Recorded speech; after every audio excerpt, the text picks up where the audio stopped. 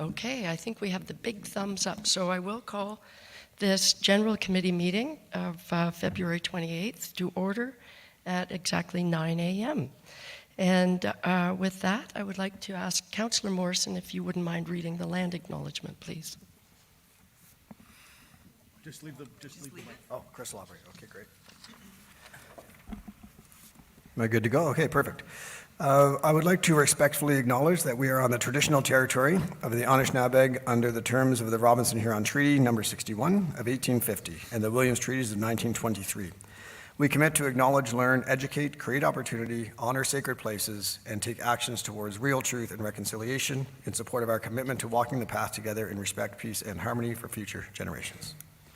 Thank you very much for that, Councillor Morrison. And with that, I do have a motion with respect to the agenda. It has been moved by Councillor Stone, seconded by Deputy Mayor Armour. It is recommended that the General Committee meeting agenda dated Wednesday, February 28, 2024 be adopted as printed and circulated. Questions, comments? All those in favor? And that carries. Are there any declarations of pecuniary interest? Okay, seeing none, before we start the meeting, you may have all noticed we're wearing pink today, and there's a reason for that, and I would like to ask Councillor Morrison if you wouldn't mind providing a little commentary or making a few comments, please. Sure thing. Thank you, Your Worship, and through you. Just today is Anti-Bullying Day, and there was a text going around about wearing some pink shirts, and some of us didn't have pink shirts. So I reached out to Sherry Dubois, who runs Cocoa Bear, in honor of her son who had passed. And she does these amazing shirts in all different colors, not just pink. And all of the proceeds go to organizations like Mind Aid for Youth Mental Health. Bullying, of course, is a problem all around the world. And we saw it just recently with basically the trans youth NACs in Oklahoma being bullied to the point where they are now not with us anymore. So when we think of things, it's not just bullying physically, it's bullying verbally, and thankfully the feds are looking at legislation to prevent it online. So let's do everything we can to prevent damage to people for no reason. Thank you.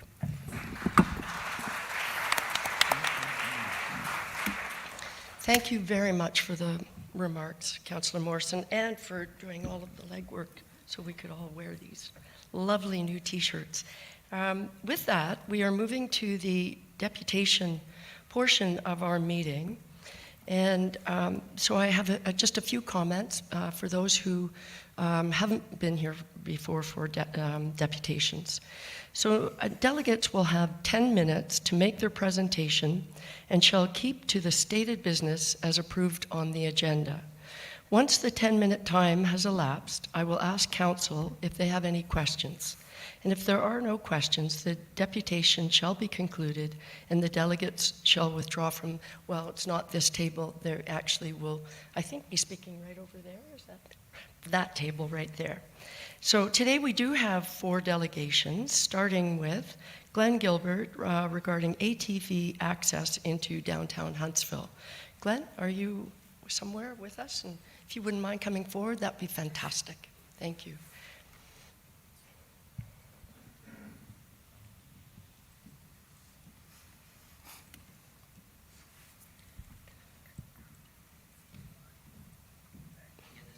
You do. It's an unusual forum, but there you go. Okay. Chris? As I was going door to door to get the petition signed for this project, I guess I have, I've explained it many times. Basically, when I was going into Huntsville all the time, I see these little signs saying no ATVs past this point. And I thought to myself, there's no place to park your ATV if you can't go any further. So what do? I guess I have to turn back. Now, I'm 74 years old. My wife and I have an ATV, it's a 2-up, and we like to drive the trails. But we cannot access the trails on the other side of Huntsville to get to anywhere on the, well, I get up to Brunel. So I went to the OPP and I said, what's up? And they said, well, these are the bylaws. You can drive on the district roads. And by the way, district roads, if there's a posted speed limit, ATVs can only go half the speed. So if it's 50, obviously it's 25. So they said, you got to go to council. So here I am. Now, we do have a specific route planned. It's not like you can just drive anywhere in town. The route is right from Ravenscliff to West Road to Center Street North, up to Veterans Way, and then on to Brunel. And then Brunel, again, it's a district road, and you can go, out that way, wherever you need to go. So it's not like we're asking for, to be able to drive down Main Street. I don't think that would be practical, but the speeds are, 25 clicks. Now, I did some homework, and I know that the town of Lindsay has just approved it, and with the petition, there were some pictures. I don't know if council has those pictures or seen them, but it's a route. It says ATV route, has a speed limit posted, and again, it's just right through town and back. So I guess that's it. Any questions? I'd be Glenn, willing to thank you answer. very much for that. And we did actually receive your package, so we have all of the information that you were referring to, which was very helpful. Thank you. Thank you. With that, I will ask, are there any questions? Yes, Councillor Cloutier. Thanks for coming today, Glenn. Just wondering, is this a cut and stone route that you're looking at, or are you any way that you sway away from this route and maybe leave town or come into town at another road? Oh, it's absolutely not written in stone. After the number of years of being on Earth, I've learned to be pragmatic. If somebody has a better idea, let's look at it. Let's do it. Again, I only have one request, and that's to be able to say drive from Ravenscliff out to Brunel. If there's a better route or even further away from town, it doesn't have to be through town. It's just what I came up with. But if there's a better idea, let's do it. Thank you. Thank you for that. Are there any other questions? Okay, yes, Deputy Mayor Armour? Thanks for the deputation and coming today. We're curious, when we're looking at the route here, what would you think of a route that came through where you're and connected with Howland Drive and went down through there and across the highway onto Haynes Road? I'm sorry, I'm partially deaf. Oh. I can't see your face. I read lips. You got to read lips? Okay. Yeah. I just wondered, just to follow up with Councillor Cloutier's question about the route, Okay. because right now that route that you're proposing actually goes through 4 school zones. So it could be rather treacherous going through there, especially during the day, school days.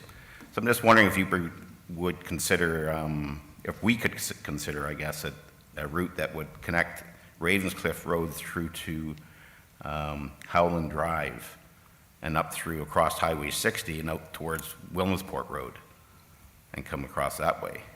A little bit further way around, but you can actually get all the way through then to Batesville, but it's a long trip. It's another route. Again, for me, and most people who drive ATVs, we're not interested in being on the town roads. We like to be out on the trails. Right. And therefore, if, here's an example. When my wife and I, we like to go up, say, to Algonquin Park, we go north. It's a day ride. It's a beautiful scenic ride, but still, it's a day. Right. So if we plan to go to the other side of town, it's just part of the day. It's not like we're in a city rush. I moved up here 16 years ago because of the tranquility and the quiet in the woods. So if it's a further way around, that's okay. We just want to be able to access the trails on the other side. Thank you for that. It sounds, yes, Councillor Schumacher. Thank you. Yeah, I would be not opposed, obviously, because Port Sydney Utterson, we allow the ATVs in the Port Sydney area, and I know kids actually get to work over at the golf course using their ATVs. So I'm not opposed to, but I do agree with Councillor Cloutier and Armour that maybe it's a different route, because my big concern with Centre Street is on days like Maple Fest coming up, when the entire road is closed, and then that becomes the only access through. So we're backed up as it is to begin with. So I think looking at another route would be the better option. Again, You're open. just being pragmatic, Yeah. I'm easy. Right. I'm not cheap, but I am easy. Okay, well, that's good to know for sure. So normally, what we do is, and Glenn, you don't have to stick around till the end of the meeting. At the end of our meeting, we have new business, and under new business, that's when we'll have a discussion around what we're doing with this request. So Okay. there could be a motion coming on the floor at that time. So that's where I think we should go with this discussion, because we're actually getting into the discussion. So thank you very much. Oh, thank you. I appreciate your time. All right, perfect.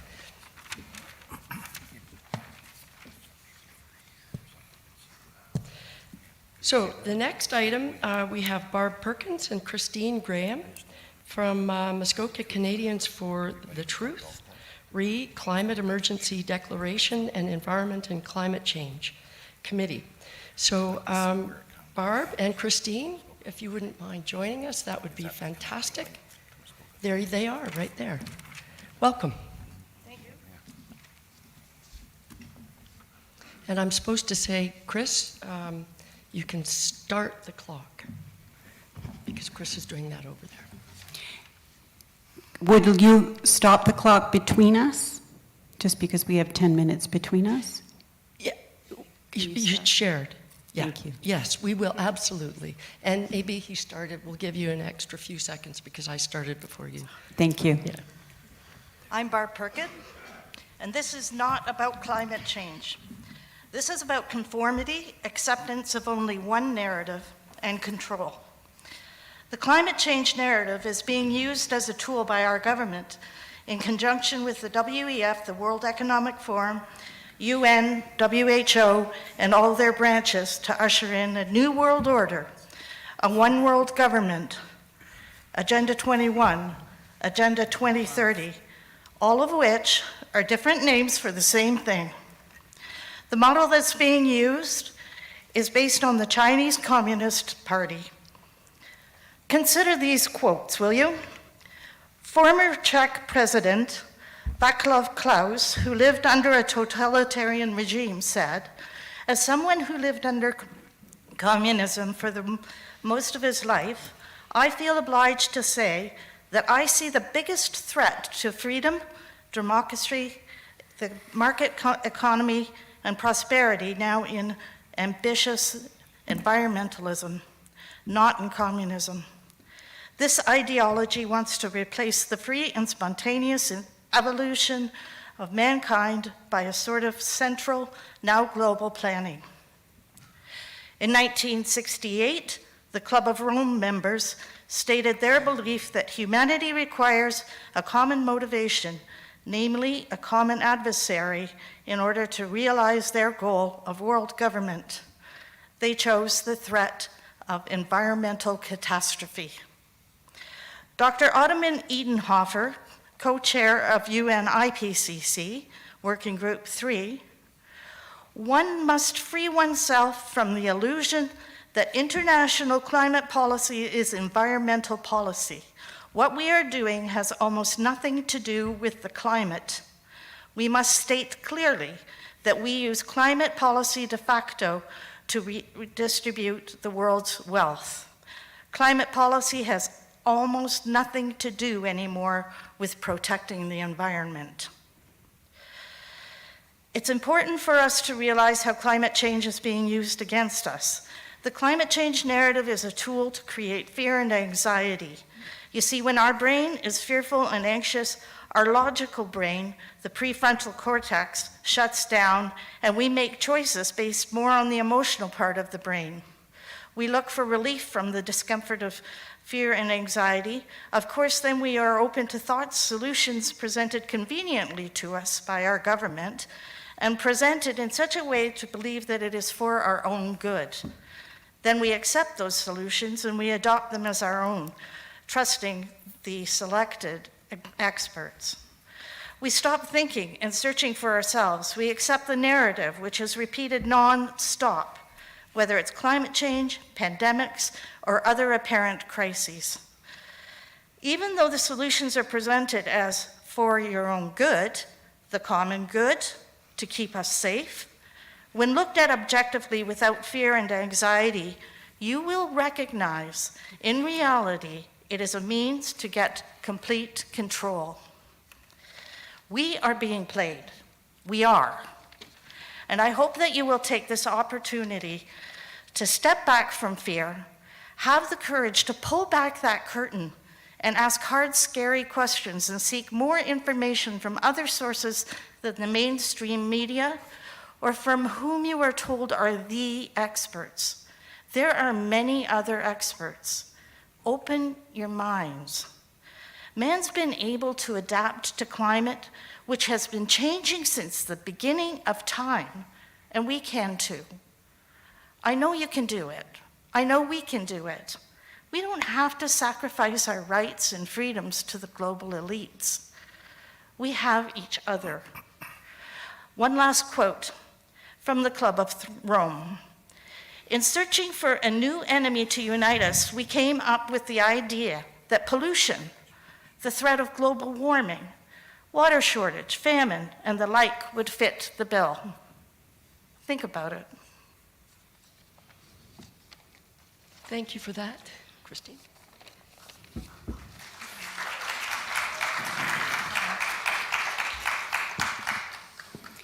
Good morning. My name is Christine Graham, and I represent Muskoka Canadians for Truth. We are a small but growing group of extremely concerned taxpayers. I'm not here to talk about climate science today. Peggy will be doing that after me, and Barb informed you of the United Nations Agenda Takeover. I'm here to tell you we aren't hearing the full story. First, let me be clear, I'm not a climate denier. I am, however, a climate change skeptic, as we all should be, especially when it comes to the UN declaration of a climate change emergency. I'm also just a woman with some research and some critical thinking skills. And I will say that I know for sure there is definitely another side to the climate change story. However, in June 2021, a UN climate change emergency was declared based on hearing just one side. A simple Google search or trip to Amazon for one of many hundreds of books on the subject reveals there are countless well-credentialed scientists and experts who have a whole other side to the story and have debunked the science and the questionable models.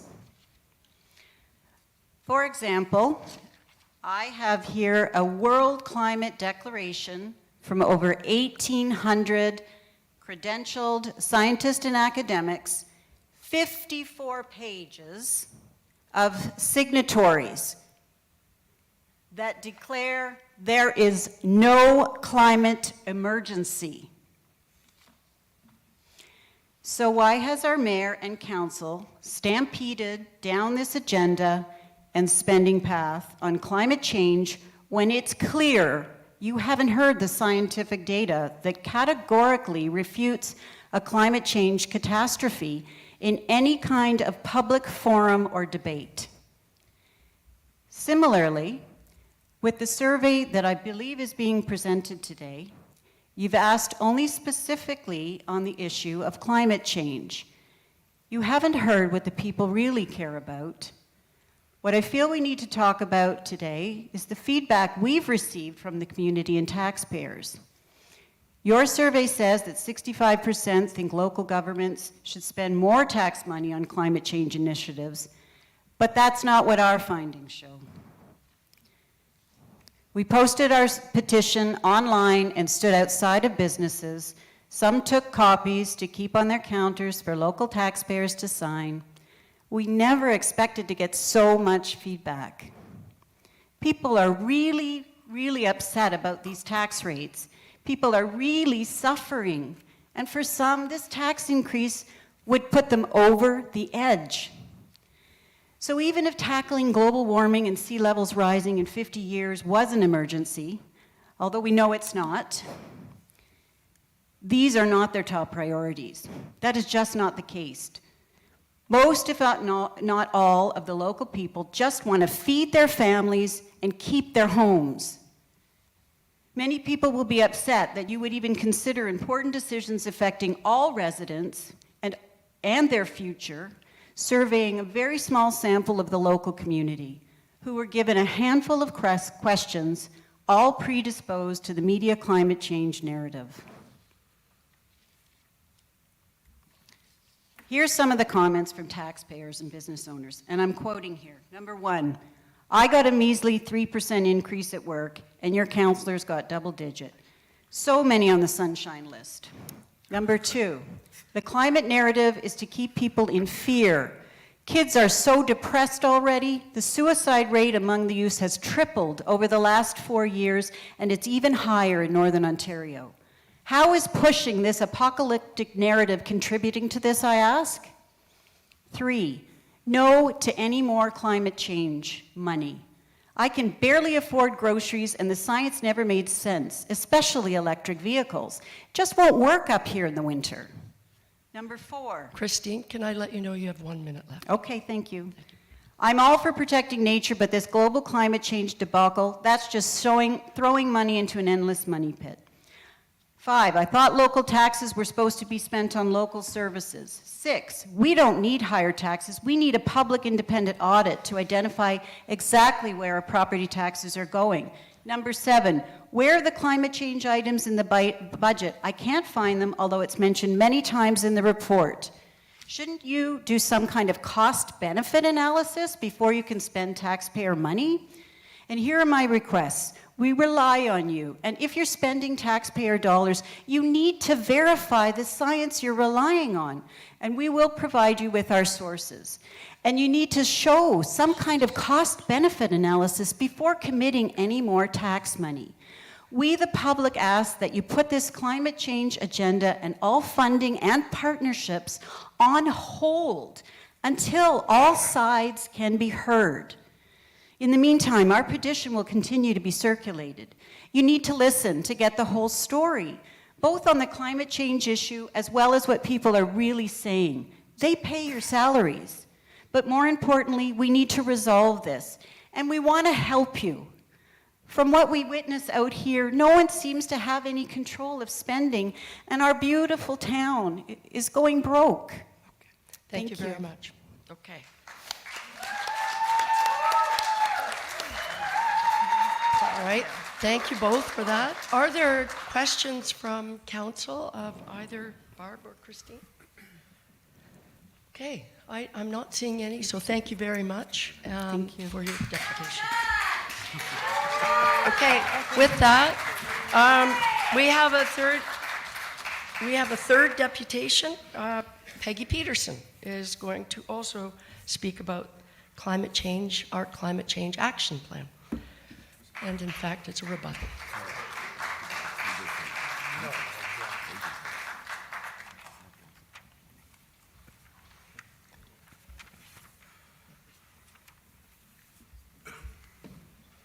Welcome, Peggy.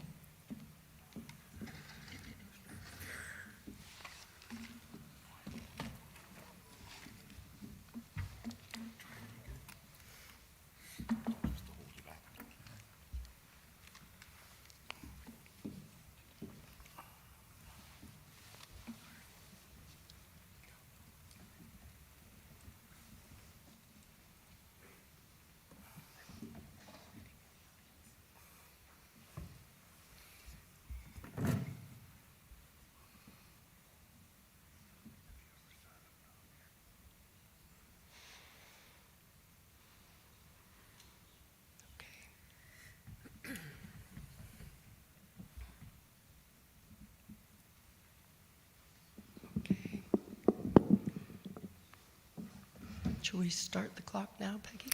Just one moment. I Okay. would like to formally request an extension of 2 minutes. I have quite a bit of information, and I do require 12 2 minutes. minutes. Yes, thank you. I shouldn't need it, but just in case. I know. Go ahead.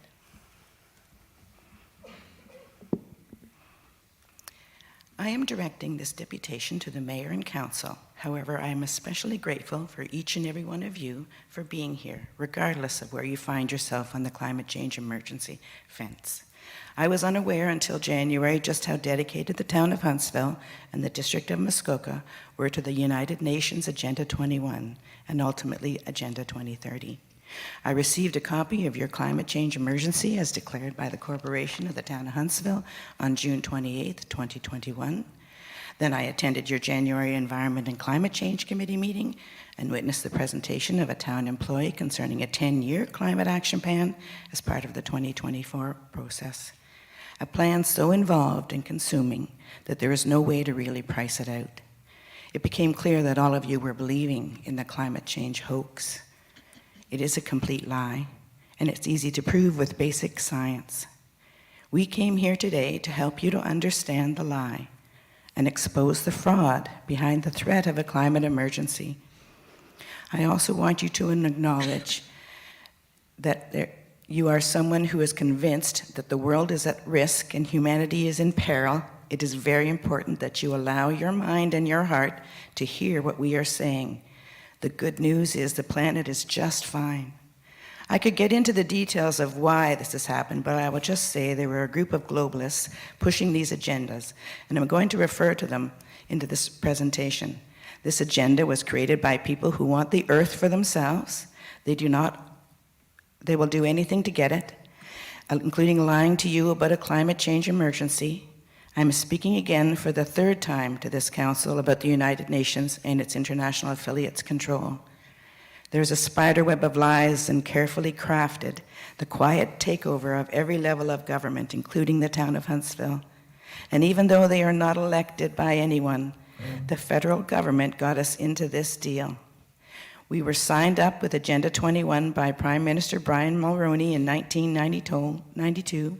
He sold us out to the people behind this agenda. Our lawful government was redesigned by a document called the Municipal Primer in 1994 that told Canada what to do and when to do it. No one did the research. No one did due diligence before going along with it. This primer also created the 17 sustainability goals you'll see in all the doctrine. This information has already been shared with many of you, but it is important to put this into context for this meeting. As you consider making energetic and financial expenses to a town with too many good people who cannot afford groceries, I am hoping to reach the youth so we can give them a much better forecast for the planet. I have all the evidence to prove this climate change agenda is not only a big fat lie to suit these control freaks, it is also a massive action to control us, silence us, and censor the truth. These people were able to get away with all of this untrue propaganda because the same people own our media. And all of it pushes net zero and put out a false narrative that we are facing extinction due to high CO2 levels. So we're going to start the science lesson. CO2 is the gas of life. This is proven during the process of photosynthesis, something we all learned about in public school science. Carbon sequester is the result of green things like trees and grass absorbing CO2 from the air. The process separates the carbon molecule from the oxygen molecules. The green things exhale the oxygen for living things like humans and dogs, and they absorb the carbon and sequester it in the earth. Net zero makes no sense when you understand the science. Their propaganda has been incredible. It has convinced so many good people who interfere over something that does not exist. The planet is fine. Humanity is fine. The polar bears are fine. In fact, there are 7 times the number since measured in 1942. The polar caps are the thickest they have been in 21 years. The planet is actually in a measurable CO2 drought and actually needs more of it, since CO2 is what creates all green growth. It's easy to measure with real science. The entire planetary green biomass is expanding everywhere, except in the clear cuts of South America, because they are destroying the source of the biomass with horrendous destruction of the rainforests. More destruction by the same agenda. The sea levels have been stable to within 1 millimeter over the past 21 years. The temperature of the planet has not changed in 18 years, and climate-related deaths have been plummeting forever and reflect the lowest level in recorded history. Also, a consequence of abundant photosynthesis is the sequester of carbon. And here's another big lie for you to know. The sequester of this carbon captured by green things during photosynthesis and other natural products of the earth biology and the primordial ooze that creates this creates all of the oil and gas in the world. Oil and gas were falsely called fossil fuels to trick you into thinking they were scarce, even though they are the natural production and effluent and are constantly being produced by our sentient planet. I have more good news. Free energy will be available very soon to heat our homes. Everyone will soon be aware of these technologies that were available to people over 100 years ago. They were stolen, these technologies, by the same people behind this agenda. Free energy is very real. Nikola Tesla proved it clearly. However, when the oil barons realized that we could have free energy and we did not need to buy their products and depend on petroleum products, they destroyed him and hid his technology. And guess what? Hydrogen will replace oil in our combustible engines. All it does spit out is water. The good guys already have the technologies ready, and we'll see the entire transformation of our power grid over the next 5 years. So everyone can relax a little, and please stop being afraid. We need to ensure the youth get this message. The constant fear-mongering on issues like our impending doom is sending them into some serious health challenges. We need to reassure them that everything is okay and that we will fix all of this. I know that humanity is clearly on the way to recover, and it needs to start with us at home here in Huntsville. Let's all take a collective deep breath. Thank you, Peggy. Oh, I'm not finished. Yeah. No. The world of truthers is currently exposing the globalists behind the agendas, and we are in the process of removing any power they have over us in Huntsville. I hope we were able to change your minds about the state of the world. That would be amazing. And if we have convinced you to look into the facts for yourself and consider we were correct, please connect with us. We will be happy to help. We want to plant the few seeds of doubt in this garden of climate change. I also want to take this moment to thank the Muskoka Climate Action members who are here today. I recognize your passion to help save the world. Your dedication is very genuine. I cannot imagine how much your support would mean in exposing this agenda for what it was. We all need to see justice done for a clear and obvious crime against humanity for all who were involved in creating so much fear and creating so much chaos. The world does not need to be saved. She is a sentient and living entity who is working with us to remove this blight on society. Let's all pray for all the help we can find to sort this mess and right this ship. There are action items, and the first one is to collectively stop the global weather modification and manipulation. Stop the geoengine chemtrails in our skies. No more harmful frequencies from the massive amount of electromagnetic towers in our forests and neighborhoods. We have to help to stop the United Nations, the WF, and the WHO, and I pray that once you begin to understand you have been misled, you'll see the truth. There are many issues that have been lied to about. Climate change is just one small part of the plan to weaken humanity and deny us our health, wealth, and happiness. In 2020, they started taking our freedoms with mandates and lockdowns, false tests, all complements of the same agenda. Medical tyranny at the highest level, forcing experimental vaccines, even though there was no evidence these forced injections were either safe or effective. I am sorry about all this. I know you might be still very concerned. We are all concerned about our future. One thing we know for sure, we cannot leave this mess for next generations. We owe them to put our differences aside and work together to make Huntsville the best place for all of us. As a person of faith, I believe that once you see the truth everywhere you look, it'll become clear that you've been seriously misled.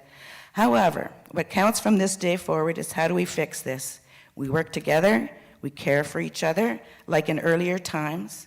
That is why we are calling Huntsville home. We hope you to do your own research. We can suggest some articles. I'm a big fan of Druthers, our national monthly newsletter. It's a great source of information and research, and if you're looking for the truth in Canada, everything's there. Big thanks to Sean and the crew for all they do to get the word out. Please do the research. The truth means you do not have the weight of the world on your shoulders anymore. You can relax, take a breath, smell the hyacinths, and then hopefully you will join us locally in our effort to make things right. There is no climate emergency. Humanity is fine. Our efforts to stop the contaminated chemtrails from filling our skies every day over this town for the past 15 years, and the geoengineering programs designed by the UN-related agencies, we need your help. They've been spraying us like bugs with metals and chemicals, and who knows what else. They fill our skies with harmful frequencies from the massive cell towers, filling our forests and littering our skies with networks of dangerous electromagnetic radiation for the cell towers.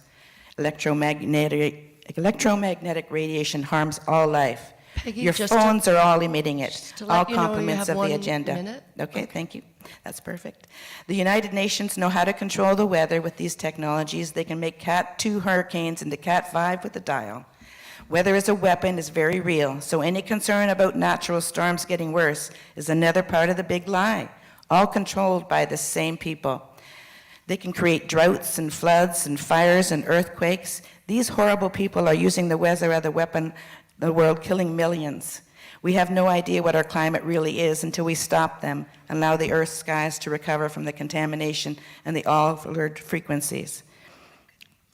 Think about that. When was the last time you had to clean the bugs off your windshield?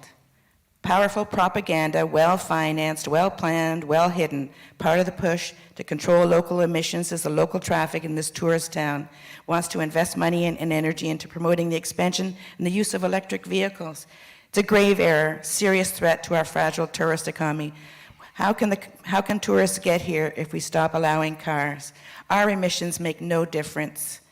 And we also have to consider the safety of the Peggy, EV I just charges. want to let you know your 12 minutes is up. Okay. We cannot, as a town, be thinking of being a 15-minute city. Tourism is our livelihood. Let's think about that. Climate change is a hoax. We can relax and take a breath. You might not believe anything I said, and I'm sorry. Peggy, can Yep, you just I'll wrap just my up the last sentence, please? I formally asked the mayor to stop all activities. I formally asked the mayor to stop all activities related to climate change and all funding in the 2022 budget. Thank you very much for your time and attention today. Thank you. Thank you for that, Peggy. So, thank you. Again, I will ask Councillor Stone. Thanks very much. Thank you, Peggy. I appreciate you have your opinion on this matter. For those of us who do believe the climate is changing, we are acting not out of fear, but out of prudence. And this council doesn't spend wildly towards those efforts. So my question to you is, what's the harm? What's the harm if we encourage the reduction of vehicle emissions? What's the harm if we ensure less salt goes into our waterways? What's the harm? What's the harm if we improve our infrastructure to prevent it from flooding? Can I ask, please, people in the audience, this is not a forum, this is still a formal council meeting, and we really don't support people yelling from the audience. It's disrespectful to the process, and it's disrespectful of Councillor Stone, who is speaking at the moment.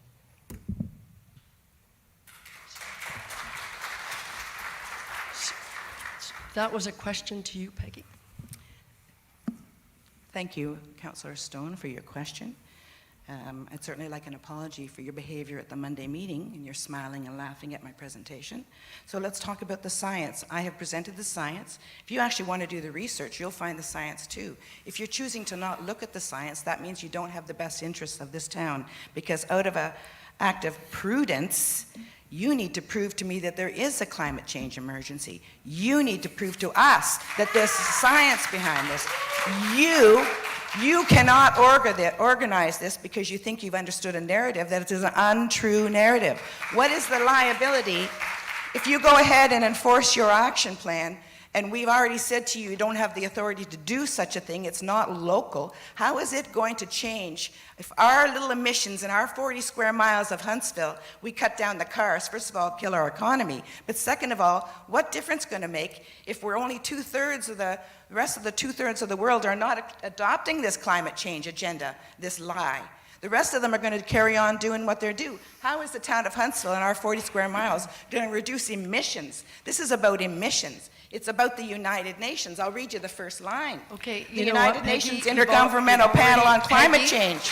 You've already There's read your the facts. first line. There's the facts, Mr. Stone. Thank you. All right. Are there any other questions or comments? Happy to answer them. Are I'm, you afraid to ask a question? That's a serious okay. question? Peggy, you know what? I'm not seeing any. I So know. thank you again for your input and for your participation.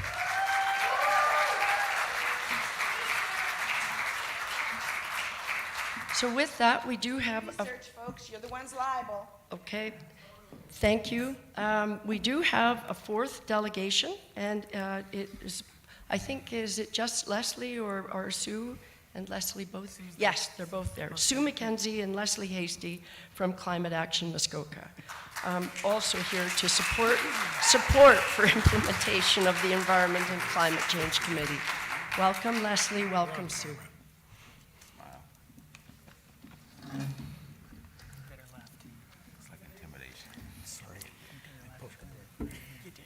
Good morning. Thank Your you for Worship, being here. Councillors, ladies and gentlemen. My name is Leslie Hasty. This is Sue McKenzie. Both of us residents of Muskoka, and we represent Climate Action Muskoka, or CAM, which is an unaffiliated group of hundreds of Muskoka residents.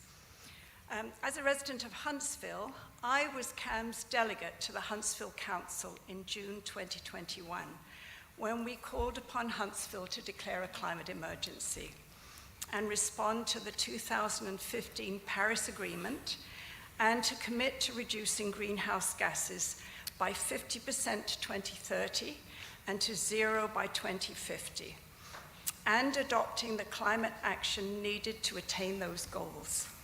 Council made those commitments. We now see the first step, the Environment and Climate Change Implementation Plan. We commend the councillors and local citizens who spent so many hours producing this document. Now we need Council to move with the utmost urgency in fulfilling not only this plan, but the soon-to-be-released district-led greenhouse gas mitigation plan. This will reduce pollution across Muskoka from the burning of fossil fuels. As we know, combustion of fossil fuels, methane, propane, gasoline, diesel, and oil, releases carbon dioxide into the atmosphere where it may stay for 100 years or more, wrapping the planet in a warm blanket and heating it. But why the rush? Last year was the hottest year on record. In Canada, we recently experienced extraordinary climate events, atmospheric rivers, wildfires, and devastation of forests and towns such as we had never known. Remember Fort McMurray? Remember Lytton? And it will get worse because carbon pollution is still increasing. In December, 190 countries, including Canada, signed COP28, which includes a commitment to transition away from fossil fuels and a commitment to triple the world's installed renewable energy generation. It gives the world a fighting chance to reach net zero emissions by 2050. These 190 countries follow the world's top economists and climate scientists who have more than 50 years of evidence-based research. They know that climate breakdown is largely man-made. The good news about that is that if we act fast enough, we can, man can, undo some of that damage to the climate before we reach tipping points. Tipping points, if reached, will create irreversible changes.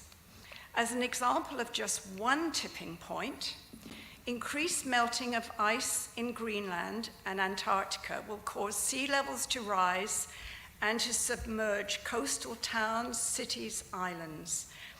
As a result, according to the US National Oceanic and Atmospheric Administration, up to 1 billion people will have to migrate. But you may say, well, aren't we okay here in Muskoka? Just this month, many elected officials from 17 municipalities were briefed by local scientists, including Dr. Peter Sale and Dr. Norman Yan, on disturbing local environmental trends. These scientists, along with the 2023 Muskoka Watershed Report, predict risks to our watershed from erratic weather, increases in blue-green algal blooms, a loss of biodiversity in our forests and lakes, and compromise to wells and to our domestic water supply. Last year, the Provincial Climate Change Impact Assessment Report showed disturbing findings for northeastern Ontario, which includes us. Extreme heat and more frequent high temperatures and year-round extreme precipitation are driving the highest risks. Thus, in Muskoka, we can expect increasing risks of forest fires and more frequent widespread flooding. This will cause property damage, leading to costly increases in property insurance. That's for those still able to get any home insurance. Much of the financial damage associated with climate change will come from impacts to municipal core infrastructure. Roads, bridges, water, wastewater, and storm sewer systems. The Federation of Canadian Municipalities calculated that for every dollar spent in prevention, it saves $6 in future costs to the municipality. $1 today, $6 down the road. The Simcoe District Health Unit just 2 years ago stated that the greatest public health risk was climate change. Airborne particles from distant forest fires are just one such threat to public health.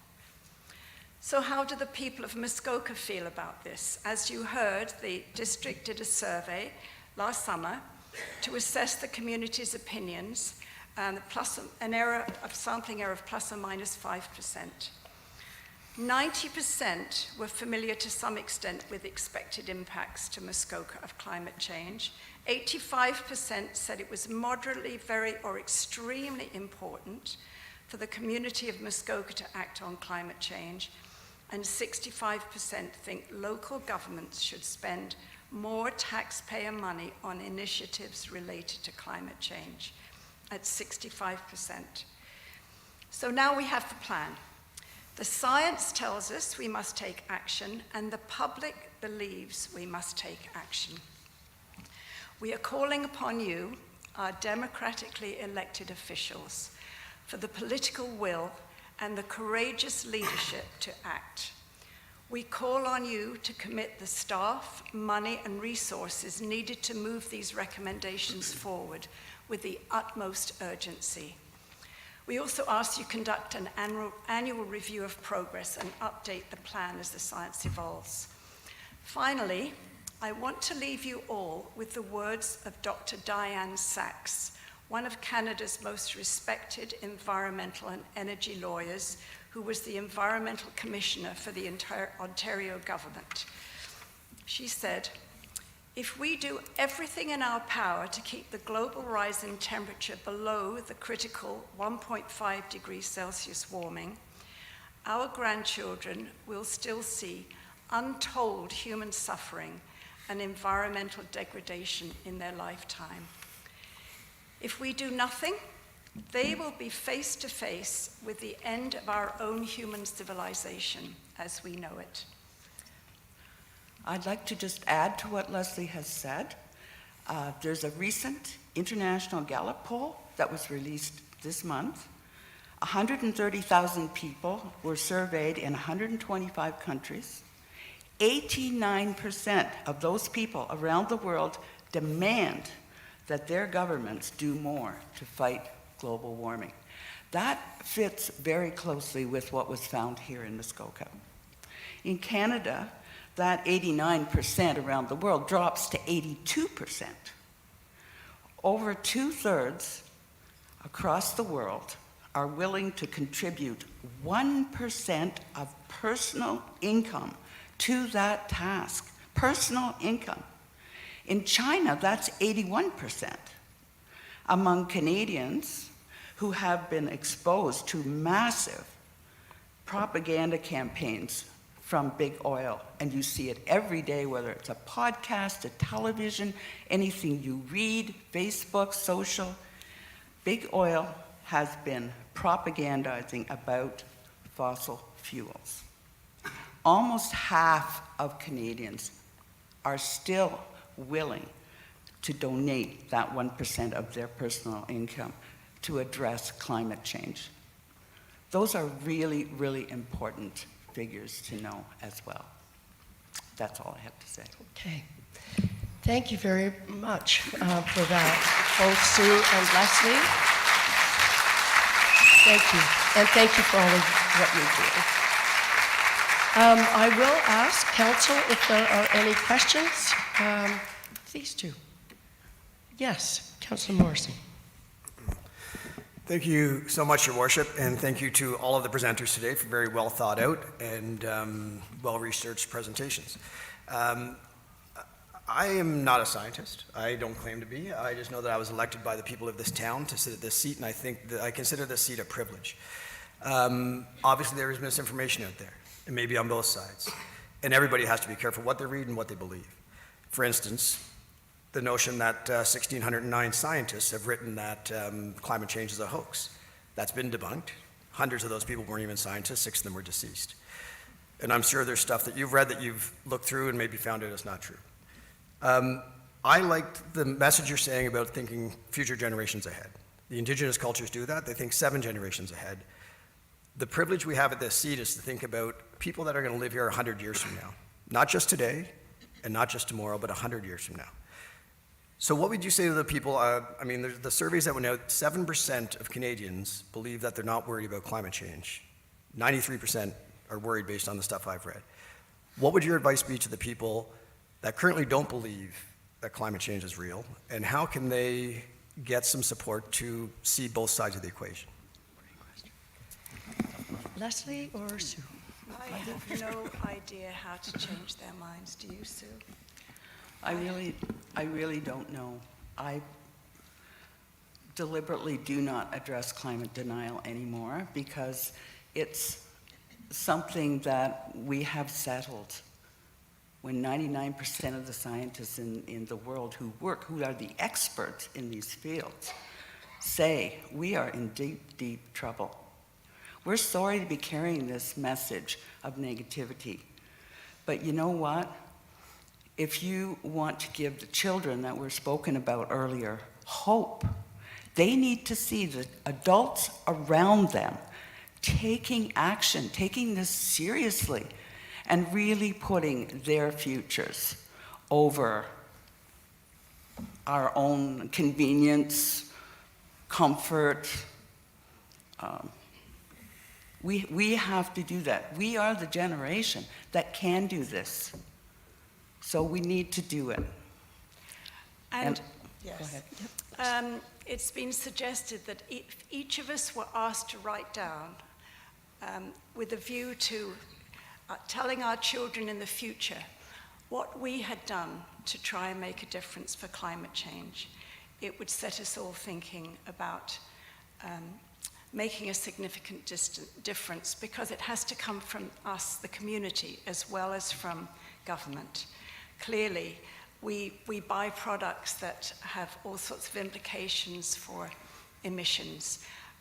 We buy too many clothes. We buy asparagus that comes from the other side of the world, that involves transportation, refrigeration.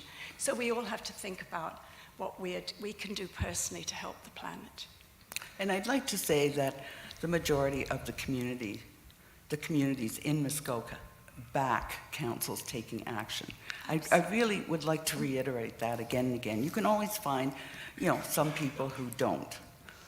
But the majority of people want you to take action, and they want you to take more action, not less.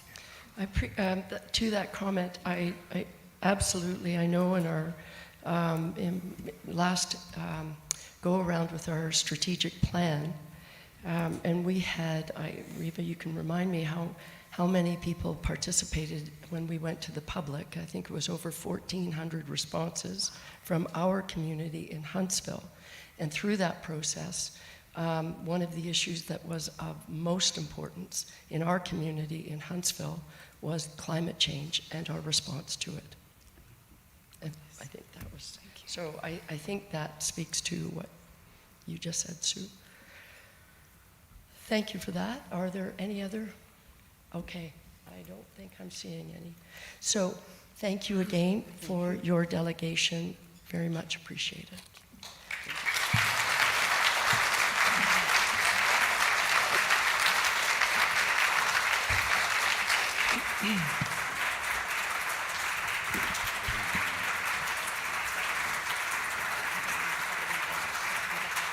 So with that, this is rather unusual. We are going to... No. No. Peggy? Thank you.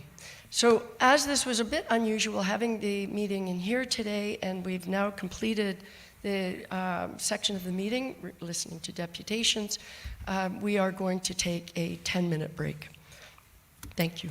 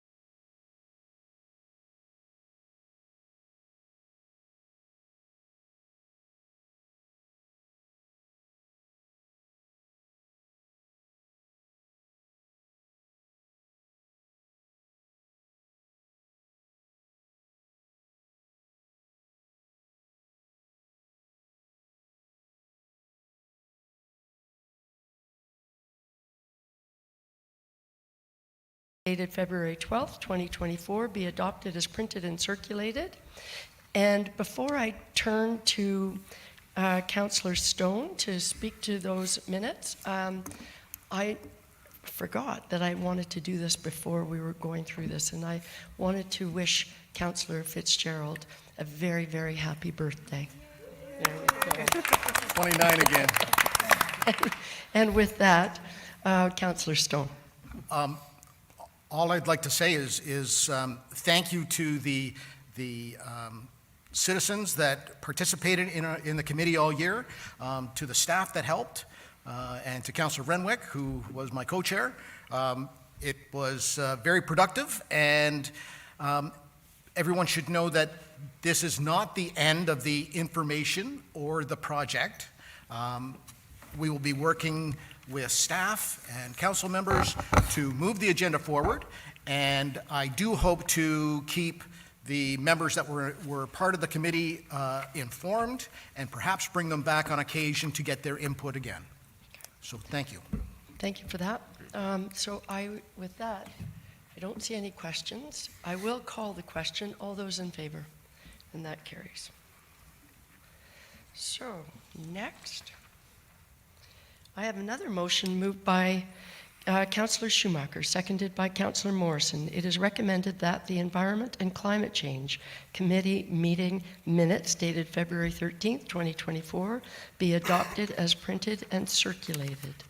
I would ask Councillor Fitzgerald if you have anything you'd like to say with respect to that. Well, thank you, Your Worship. I would just like to thank you for being on the committee and being an integral part of that, and all the members. And you had a very nice remarks and comments for all the members of the committee. And I think I'd be remiss if I didn't recognize Trevor and all the work that he did for these committees. And I don't think I've sat on a committee that was so smooth in its operation and communication, and I think we owe Trevor a big congratulations for that one. So if there are any questions, I think we came out with a small few wins, which are going to benefit our community with very little cost, and let's move forward. Thank you for that. I totally agree. At the very end of the committee reports, I would like to say one thing. So, are there any questions? I don't see any. I will call the question. All those in favor?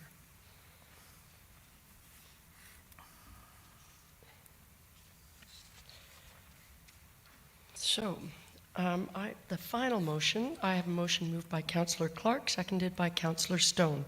It is recommended that the Community Service Master Plan and Waterfront Strategy Committee meeting minutes dated February 15th, 2024 be adopted as printed and circulated.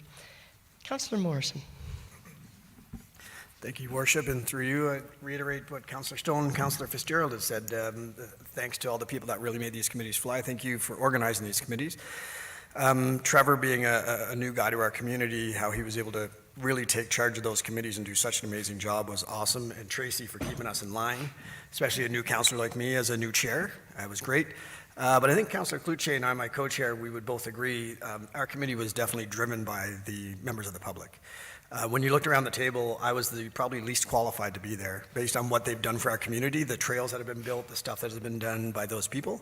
So a huge thank you to the folks that helped us out and continue to help us out moving forward. It was a great experience. Thank you for that. Are there any questions? I don't see any, so I will call the question. All those in favor? That carries. And I think I was supposed to make my statement before I called the question, but it will only be short, and that is I was able to attend each of the committees in that last week, and to say thank you to all of the members who stepped up and participated, including the councillors. Very much appreciated that. And I was blown away with how fast the year went. I concur about the comments with respect to Trevor. He really helped guide. I think he also made the comment, though, to Councillor Morrison, to your statement of your committee was driven by the public representatives. And I think Trevor made a similar comment, and that he had to sort of adjust the way he did things so that he could work with those drivers and do it differently. And all I can say, the recommendations that came out of all three are truly amazing. And I'm excited about, they will be taken now and form our next action plan that is not a business plan, an action plan for all of us. And so I am indebted to all of the effort that you made. That's what I wanted to say, so thank you. All right, with that, we are moving to the divisional reports, and I will turn it over to Councillor Fitzgerald to take over the chair, please. Thank you, Worship. I will begin with a motion moved by Nancy Alcock, seconded by Corey Clark. It is recommended committee direct staff to enter into a road maintenance agreement to the satisfaction of the Director of Operations, including the provision of a one-year warranty period on the construction work completed by HLD with HLD Muskoka to perform road maintenance and repairs to Gun Club Road from Medill Church Road to Civic number 114 during the 2024 half-load season, meeting the minimum maintenance standards at full expense to HLD Muskoka. And further that, once the 2024 half-load season is over, HLD Muskoka agrees to upgrade the existing road section from high flow to asphalt at full cost to HLD Muskoka and to the satisfaction of the town of Huntsville. And further that, a bylaw amendment from 114 Gun Club Road to Medill Church Road, Williamsport Road, from Muskoka Road 3 to White Pit Lane, and 169 Medill Church Road to Old Ferguson Road be provided to council for consideration. Thank you.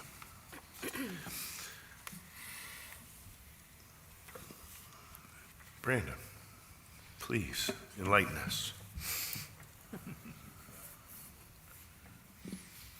Hello. Thank you, Chair Fitzgerald. I better get pretty close here. Operations staff have been approached by HLD to look at the possibility of upgrading Gun Club Road from Medill Church Road to Civic 114 to become half-load exempt.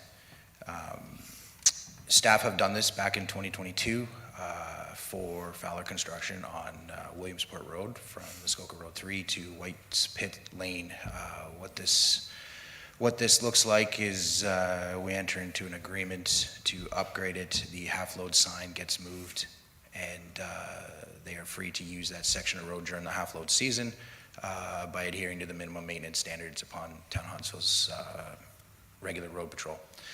With that, when the half-load season's over, we go ahead and we upgrade that road and amend the half-load bylaw so that the sign is permanently put in its new location and that road becomes half-load exempt. Currently, we don't have an agreement in place. Staff are still working on that. That's why we're here today, to ask for permission to enter into one. At this point, we do not have an exact number of what the cost savings will be on that road to the municipality, but we know that there will be. And staff are happy to report back at a later date on what that savings looks like. But with that, we're happy to answer any questions. Thanks, Brandon. And I'll go to council. Any questions? Councillor Renwick. Thank you, Chair Fitzgerald, and through you to Brandon. So Brandon, just to confirm that we have in the capital budget a total of $295,000 that we've already allocated to use for this road. If we enter into agreement with HLD, are they offering to pay part of that? Is that the... Through Chair Fitzgerald, so we currently have budgeted to redo that section of Gun Club Road to our standard of a rural road standard. HLD is willing to partnership with the municipality on cost sharings. What that'll do is that $209,000 will be reduced and can be allocated to another project at a later date. But right now, we don't know what that reduction is going to look at. We still need to go through with the agreement and see what the responsibilities are of both parties. And if I may just follow up? Follow up, go ahead. Thank you, Councillor Councillor Fitzgerald. So the follow-up would be that there will be no change in the capital budget costs that we've already allocated for 2024. The number might come down, but you're going to allocate that to something else. But it's really a change in the bylaw allowing them to access the road earlier than normal, is it not? That's what we're really talking about as well. Through you, Chair Fitzgerald, so two parts to that. So that number will be reduced, but no change in the capital budget.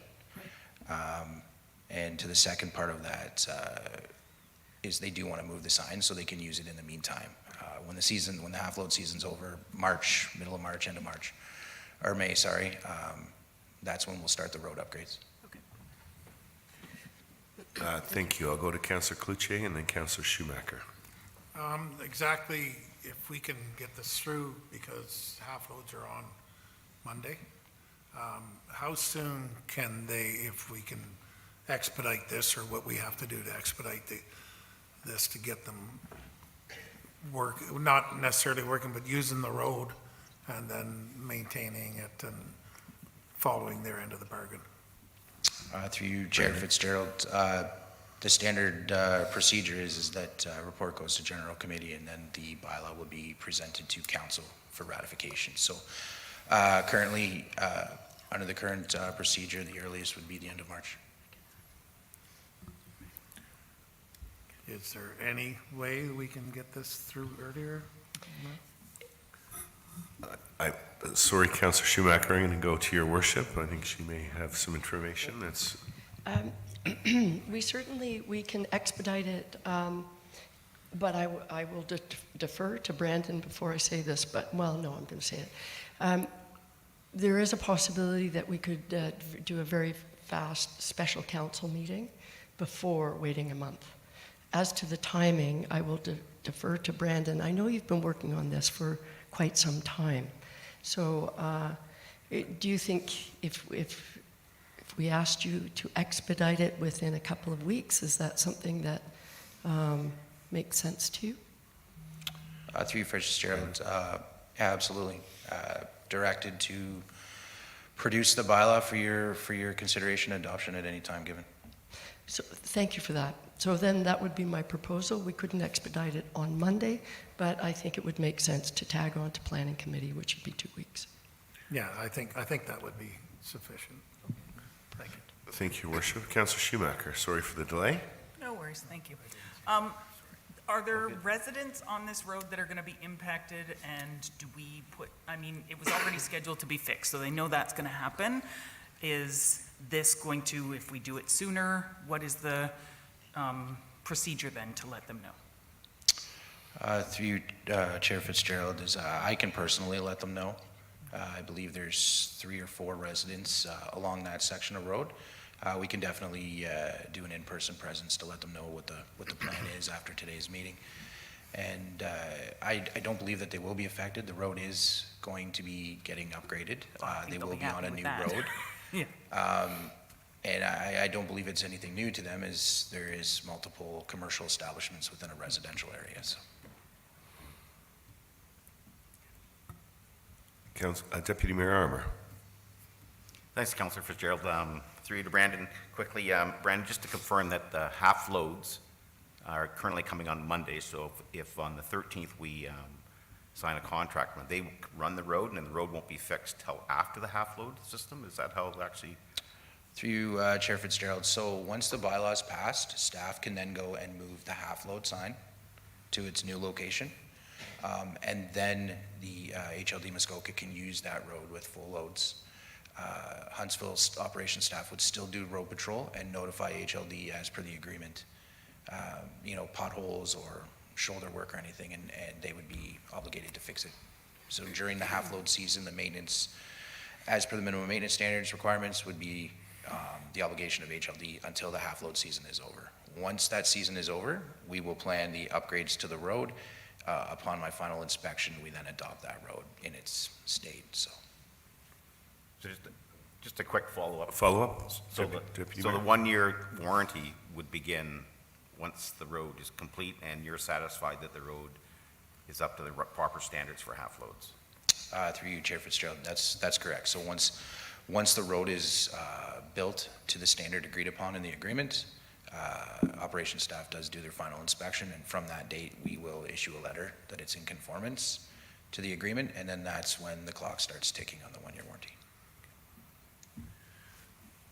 Thank you, Brandon. Any further questions or follow-up? I would like to just confirm with the clerk that the process that the mayor suggested is going to work for us.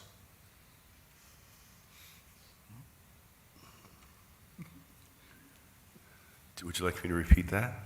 Yes, please. I said, I just would like to confirm with the clerk that the process the mayor had described, potentially resolving the issue, is something that's very doable.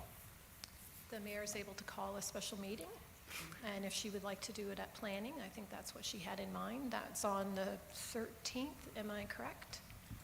So we could certainly add a special council meeting right on the end after planning council or before.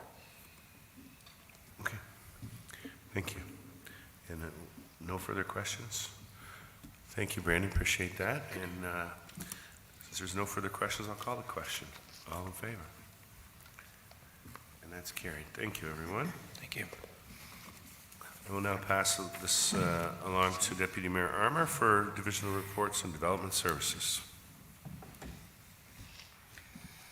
Thanks, Councillor Fitzgerald. We're going to move on to 7.2.1, DEV 2024-22, 2023 Planning Application Overview. And this is just for information. And we have Richard Clark here. Welcome, Richard. Nice to see you in your pink shirt.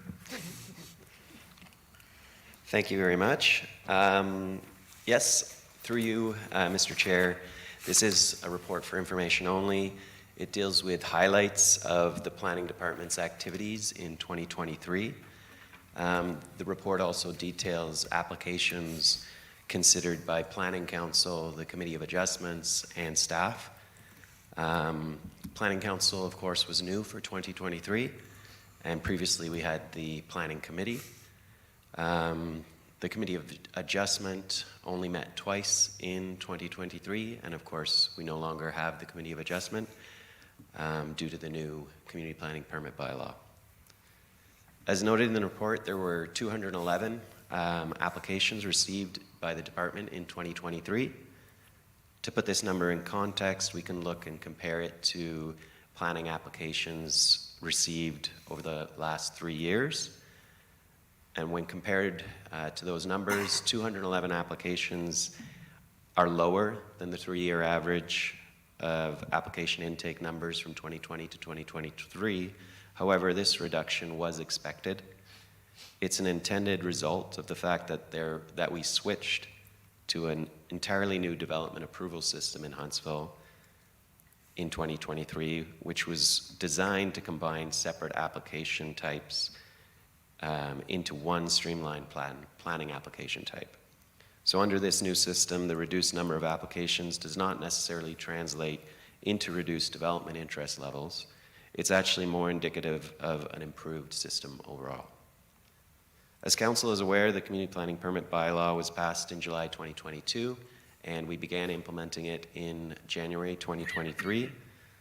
And when we look at the total number of Class 1, Class 2, and Class 3 Community Planning Permit applications received in 2023 and compare those to site plan agreement applications in previous years, they're actually on par with the 3-year average for those application types, which theoretically speaking, those application types replaced.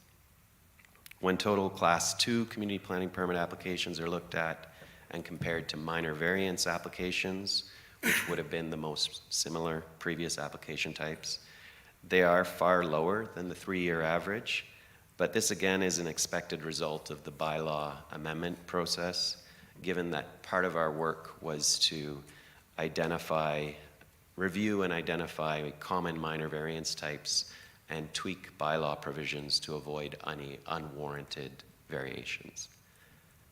When both Class 3 Community Planning Permit applications and CPP bylaw amendments are looked at together and compared to zoning bylaw amendments, which would have been the most similar previous application type, they are still on par with the 3-year average for those applications. It's expected that year-over-year comparison will become easier in the future as we get more years with the community planning permit bylaw under our belt. Also on par in 2023 were condominium and subdivision applications. However, there was a large dip in consent applications. We received 39 in 2023, and the 3-year average is 62. As I said, there was only one Committee of Adjustment meeting, and that was just to address minor variance applications that were in progress at the time that the community planning permit bylaw commenced. And of course, we no longer have a Committee of Adjustment meeting each month. And this has resulted in found time for the department, which was again an intended consequence of the new bylaw. Of the planning applications considered in 2023, a total of 447 new dwelling units or new lots capable of accommodating new dwelling units were approved. And of those, just around 20% were low density, just around 24% were medium density, and 55% were high density housing types. And that continues a trend towards more high density development types in Huntsville. The addition of 447 potential residential units through planning application approvals in 2023 is lower than the 2022 numbers, which was 1,216 units. However, that value was inflated somewhat as 782 units were from one residential development, which was the Earls Road development. It's noted that applications for a 516 resort recreational residential unit building was considered by Council in 2023 through the Deerhurst Modern applications. Overall, the overview provided appears to show a leveling off of or a plateauing trend in terms of applications received and processed. And the trends towards higher density development types continues, but medium density development climbed too.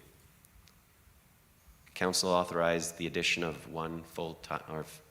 full-time senior planner and planning technician position to our department, and we filled the senior planner position in July 2023, which has brought our staff complement up to 7. Looking forward in 2024, rollout and implementation of the community planning permit bylaw is still the primary focus of our department, and the town will be updating our public notification policy as it relates to planning applications, and will undertake a second community planning permit bylaw housekeeping amendment once that's done. To help implement this community planning permit bylaw and further streamline planning application intake, review, and approvals, the planning department is adopting an electronic planning applications approval tool similar to the building department's. Staff are undertaking a work plan to develop a criteria for evaluating applications that contemplate increases to height and density as we're getting more and more of those applications, and we'll begin work on addressing planning-related action items identified in the town's recently approved strategic plan. Finally, the planning webpage will be updated in the near future to hopefully make it a more comprehensive explanation of what we do and provide more useful information to our residents. And that's all I have for you today, but I'd be happy to answer any questions you may have. Thanks, Richard. Very thorough report. Do we have any questions? Mayor Elcock. Thank you, Chair Armour. And thank you, Richard, for your report. I have one quick comment and one question.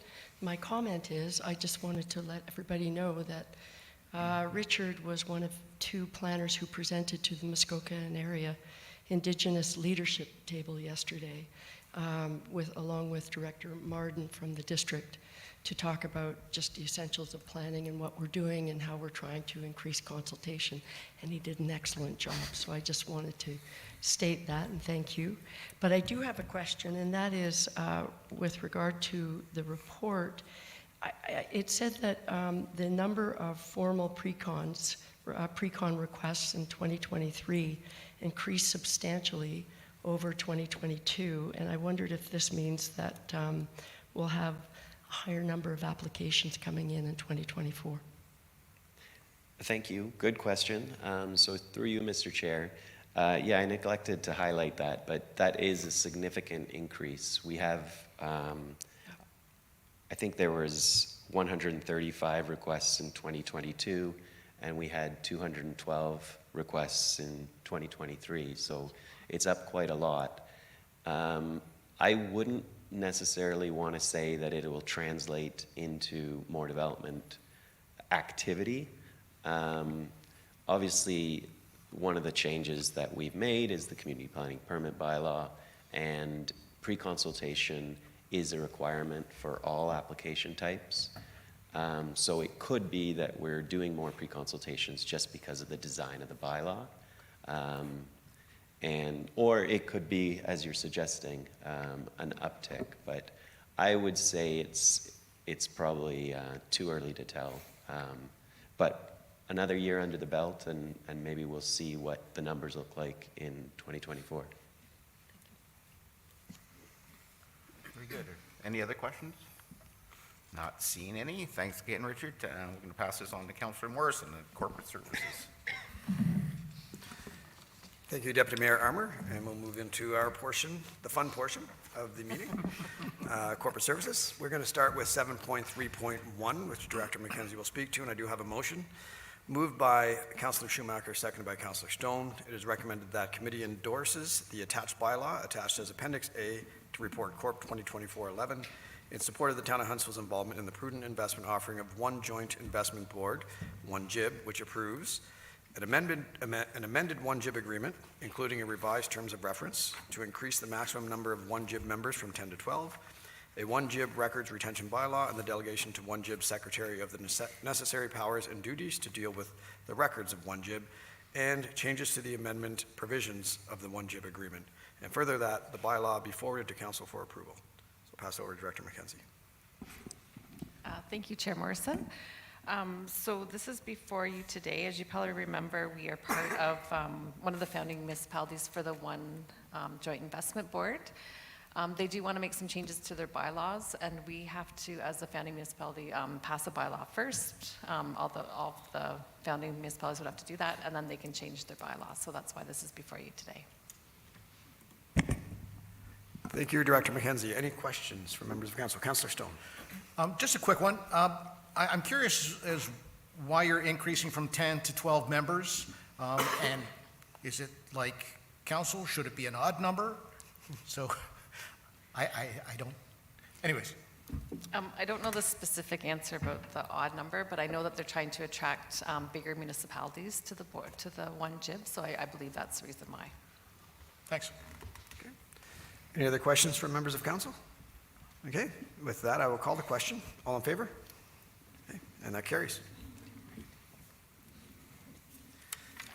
Okay, moving on to 7.3.2, which Director Frame will speak to, and I do have a motion on that as well. Moved by Deputy Mayor Armour, seconded by Mayor Alcock. It is recommended that committee approve the change in scope of the 2024 budgeted road patrol data collection unit project to be the implementation of the route patrol module of the operations management system, to be funded through the CCBF Reserve Fund at a cost not to exceed $14,100. And further that committee approve the re-implementation of the operations management system at a cost not to exceed $50,100 to be funded as follows. The first $15,900 through the CCBF Reserve Fund to reflect the savings from a change in scope of the road patrol data collection project. Then through the CCBF Reserve Fund for an amount consistent with any savings realized in the operations rugged laptop project. And lastly, through the corporate software reserve with funding not to exceed $34,200. Pass it over to Director Frame. Thank you, Chair Morrison. So this is a fairly complex report, so I just wanted to briefly provide some clarification on what's going on with this. So there are essentially 3 projects included in this report that are kind of all intertwined. 2 of these were included in the 2024 capital budget. One of them is not. So firstly, the Road Patrol Data Collection Unit was included in the capital budget for $30,000 to be funded through the CCBF, so what used to be called the federal gas tax. This project was for the purchase of 6 cameras to be included in public works vehicles. Essentially, the cameras would identify deficiencies on roads. So the problem with the cameras is it will log the deficiencies, but then where do they go? This report is proposing a change in scope to that project. So rather than purchasing cameras, staff are proposing that we implement the route patrol module of the existing operations management system. So this would result in savings from the budget of just under $16,000, so that $15,900 that's included in the recommendation. So this module would allow not only for deficiencies to be noted, but would ensure that those deficiencies are fixed within minimum maintenance standards. So I think it's important to note here that this project cannot be implemented without a re-implementation of the operations management system. So they're kind of all linked. So the next budgeted project was the operations rugged laptops, which was included in the budget for $71,000 in the capital budget, and to be funded through the CCBF as well. This project is for the purchase of devices for the operations team. In large part, the purpose of the devices is to be able to use the operations management system. So that whole system includes our existing public service request system that is functional right now, the work order system, which we are currently not using that piece. And with that work order system, there's the ability to enter timesheets and material usage electronically. So that functionality in the system is not currently being used. So upon further discussion about the needs related to the devices, we are looking at not just a rugged laptops option, but potentially tablets or phones or something. You know, we need to do a more fulsome needs analysis based on these projects. So I am confident that we will more likely than not realize a savings in this project. But at this point, until we complete that fulsome needs assessment and obtain costing, I can't reasonably say what the savings is going to be at this point. So lastly, the unbudgeted piece of the puzzle is the re-implementation of the operations management system.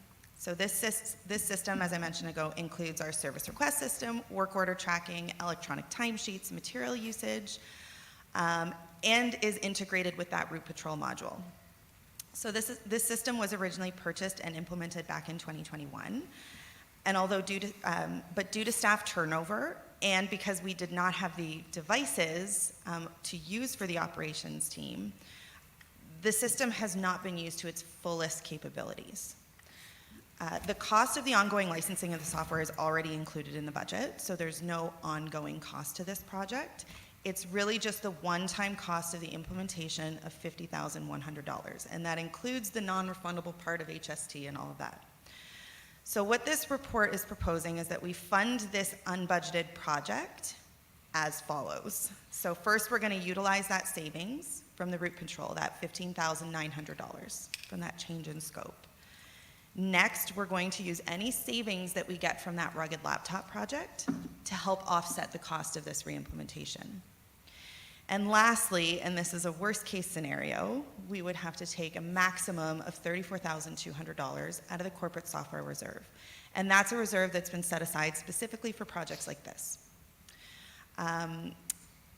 So again, this is worst case scenario, and staff are going to do our absolute best to realize as much savings as possible through other budgeted projects so that that doesn't need to happen. From a risk management and asset management perspective, these projects are very important to be completed in 2024. For asset management alone, there is an Ontario regulation that we're required to follow that requires that we provide current levels of service for each of our assets. So that's something that we need to do in the asset management plan update that's going to come forward later this year. The operations system would track the data that is necessary to substantiate those levels of service. So right now, we do not have that data tracking to substantiate those current levels of service that we need to provide. It's near impossible to say, this is our current level of service without data. In 2025, the asset management regulation requires that we outline proposed levels of service. So this task will be absolutely impossible to do unless we have data to back it up. An implementation in 2024 would at least give staff something to work with for our proposed levels of service that are required to come back next year. From a risk management perspective, the system significantly increases our ability to track and record and document what's happening.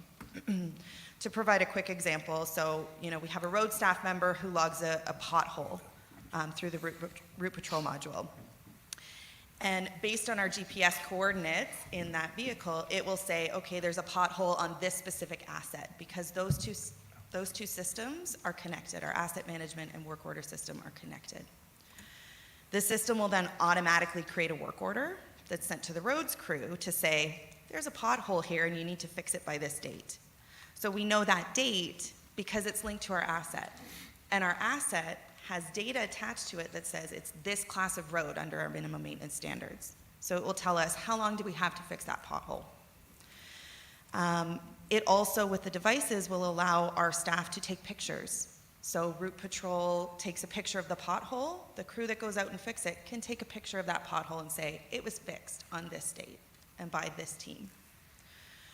I do know that the reimplementation of the operations system was not included in the budget, but largely this was because that we were trying to do this internally. The problem now is that we've been able to dig deeper into the database, and there are a lot of things that need to be done to update the system that staff don't have the time or the technical ability to do at this point. So one of those things is creating an implementation with our financial system. So this implementation means that we don't need to record invoices in two places, in our financial system and our work order system. Having that implementation and the systems talking together would substantially create efficiencies in this process. Having the electronic timesheet system and approval process will substantially reduce administrative time related to that process. So largely, those are some of the reasons that the system implementation did not work effectively back in 2021, because we didn't have the ability to use that timesheet capability or to integrate with our financial system. So ideally, we will be able to realize enough savings in the budgeted projects so that we do not need to take the additional $34,000 out of the corporate software reserve. That's a worst case scenario, and we need to plan for worst case scenario. So I'm available for questions. Okay, just a few moving parts in that one, everybody. So any questions from council on this? Over to Councillor Cloutier, please.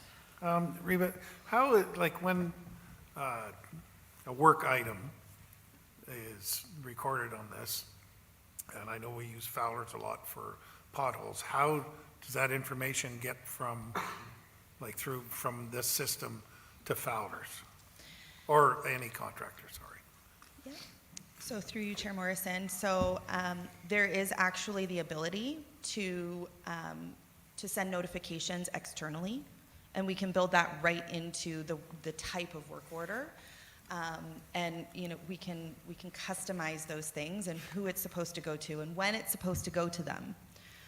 So we do have a public service request system that's part of this whole operations management system, and that piece I think is functioning, but there are more efficiencies to be noted there that we will certainly look at when we're doing this reimplementation, and making things not only easier for the staff, but any contractors that we use, and for the community to use as well, where they will get notifications if they submit a complaint or a request.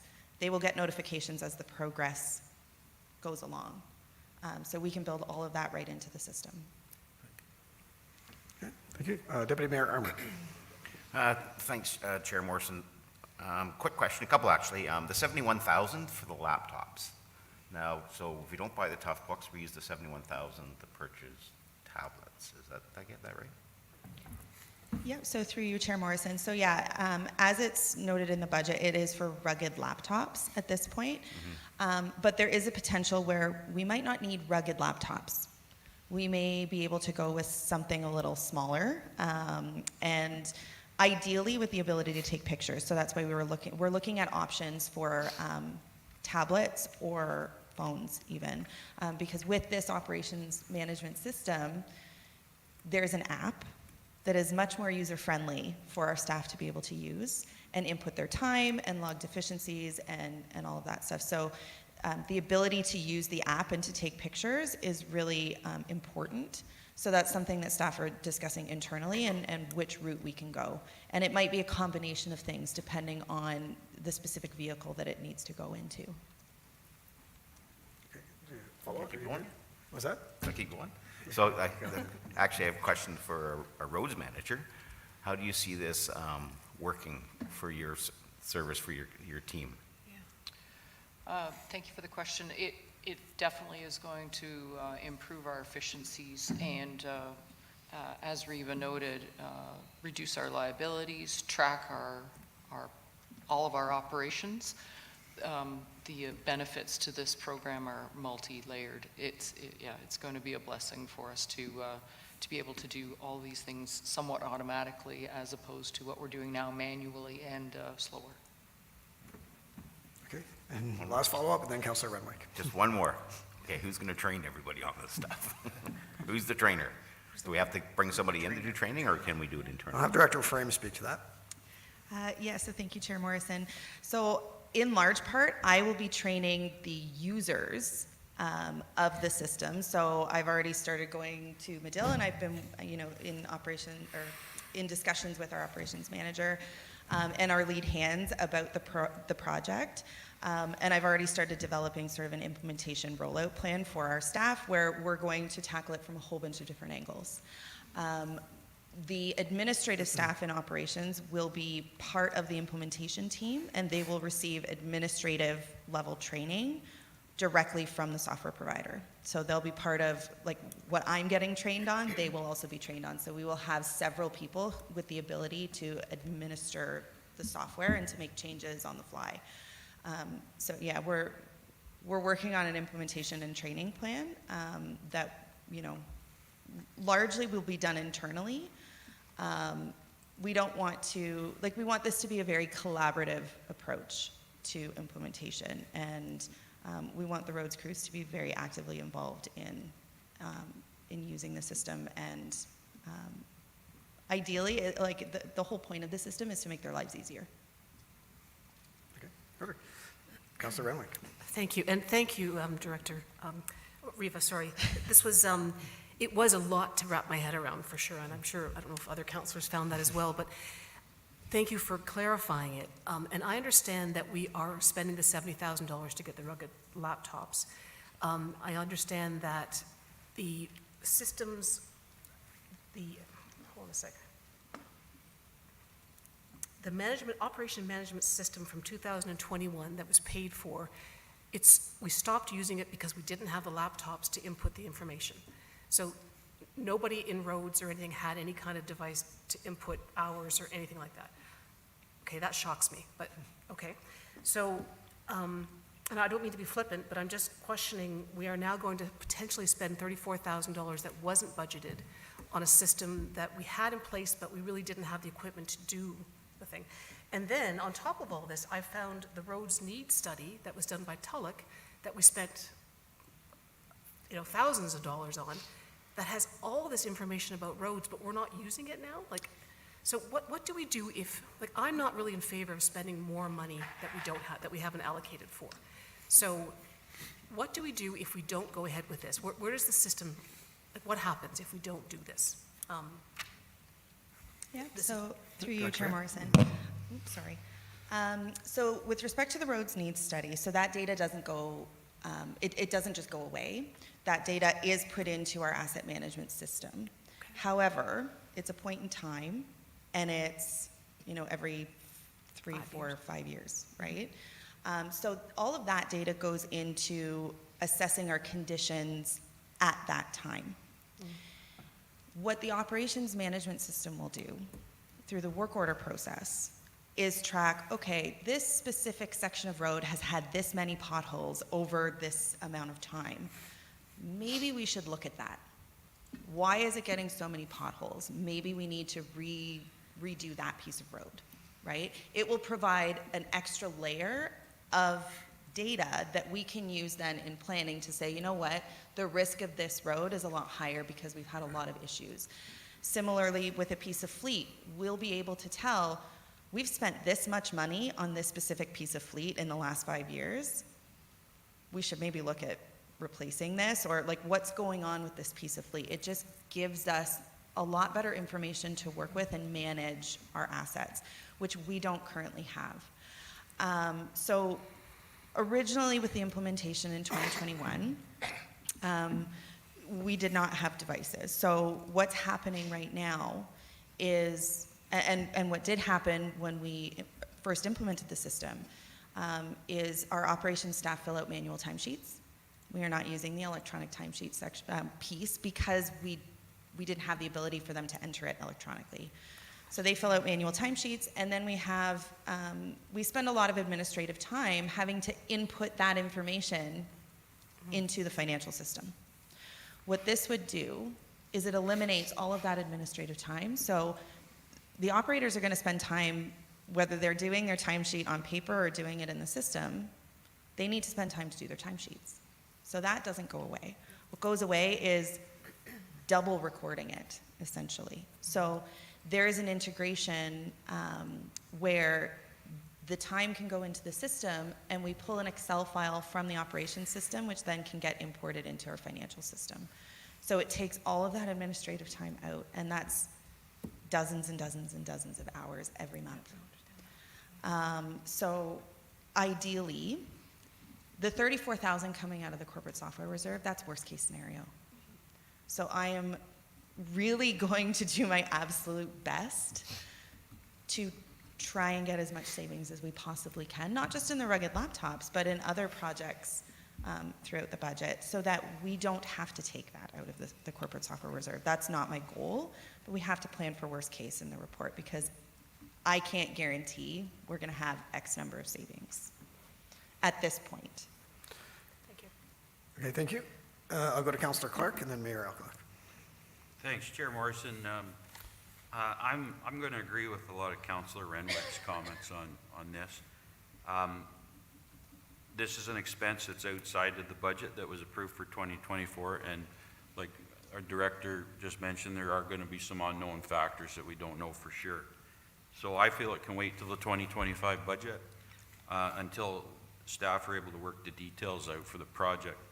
The potholes are still going to get fixed in the meantime while staff work out the details, and then this item can be added to the 2025 budget. So I won't be supporting this today. Okay. Thank you, Councillor Clark. I move over to Mayor Alcock, please.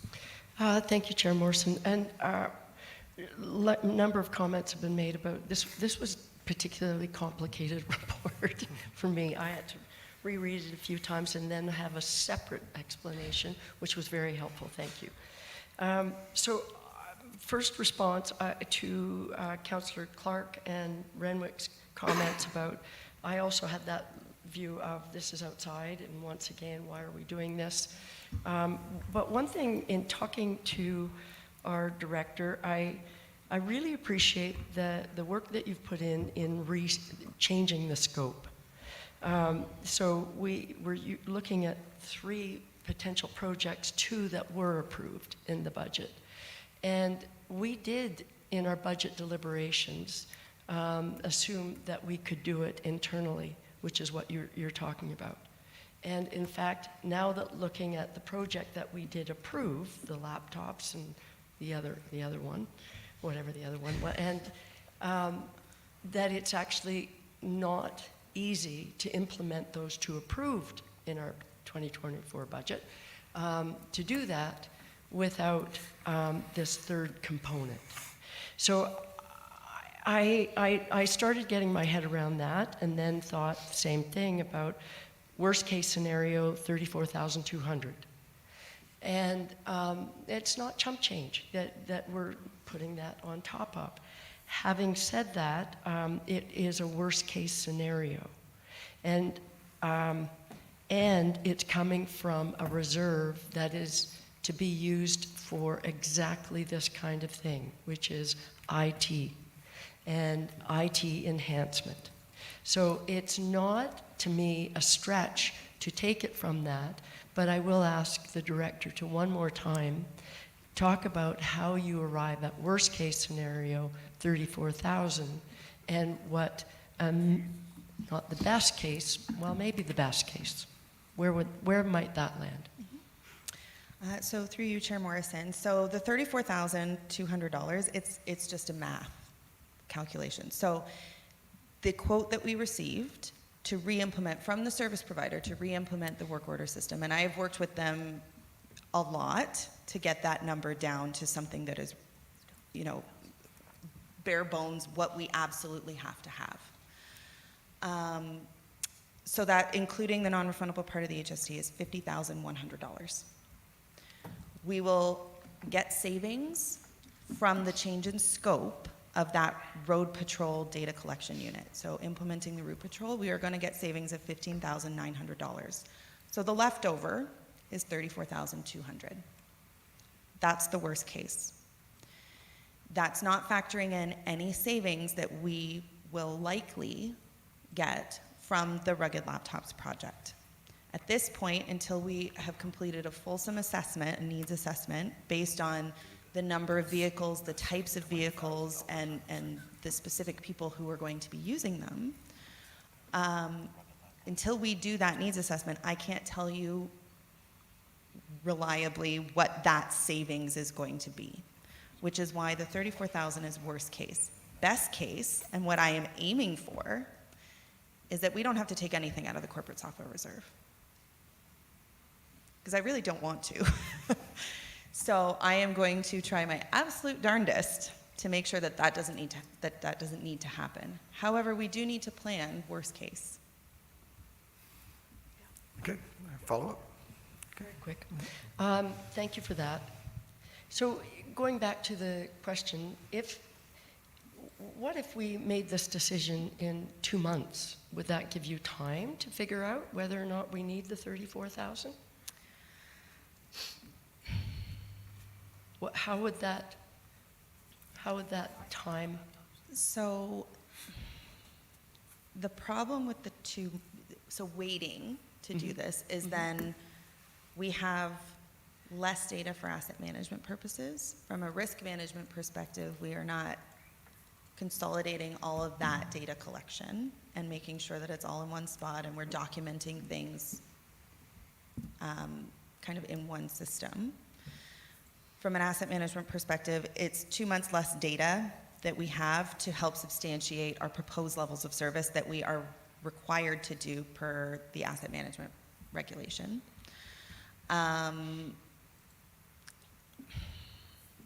So final in response. So, and I appreciate that response.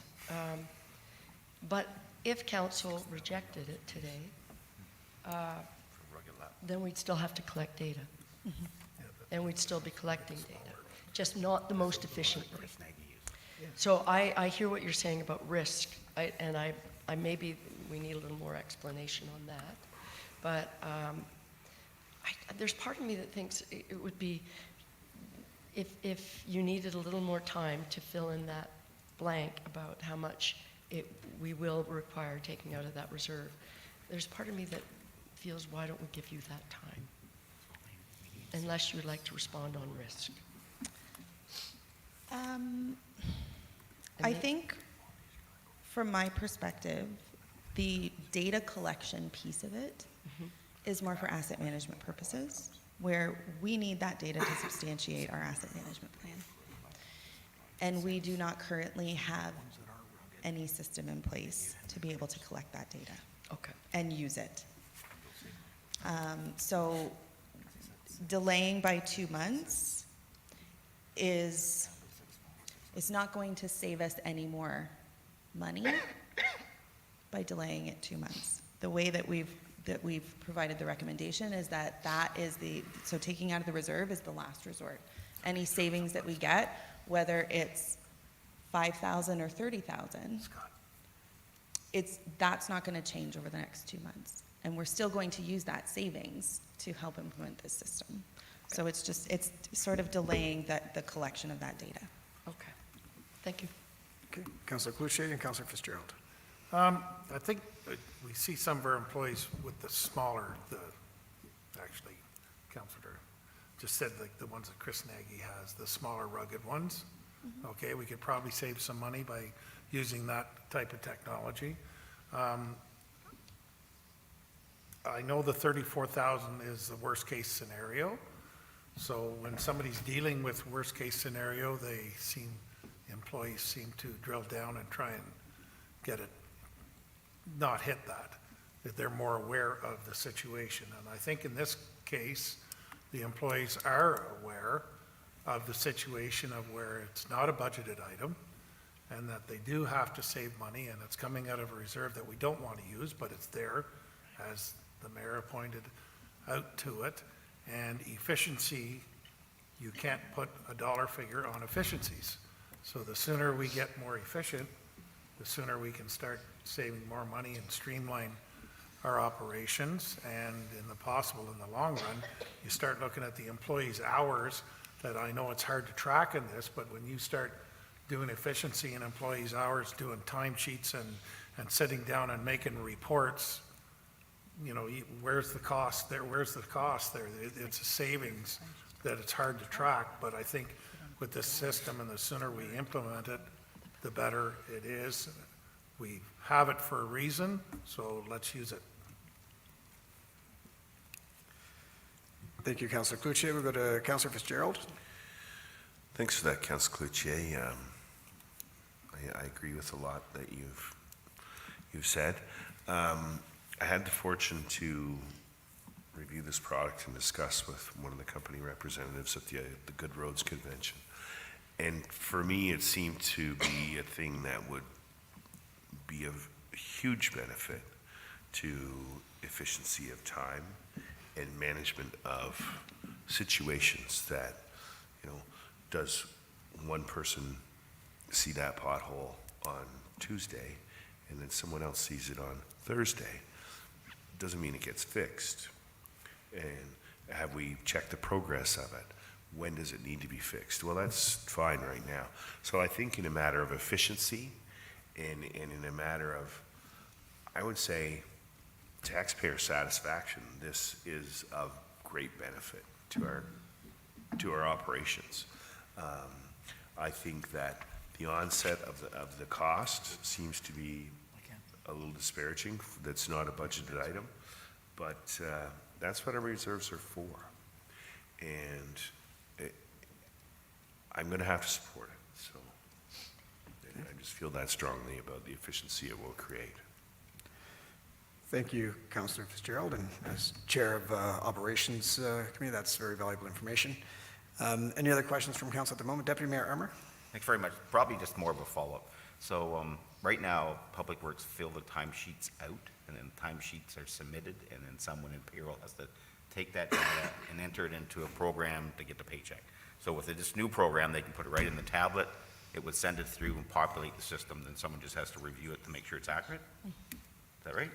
All right. Okay. And how many did you say again? Did you say 6 trucks?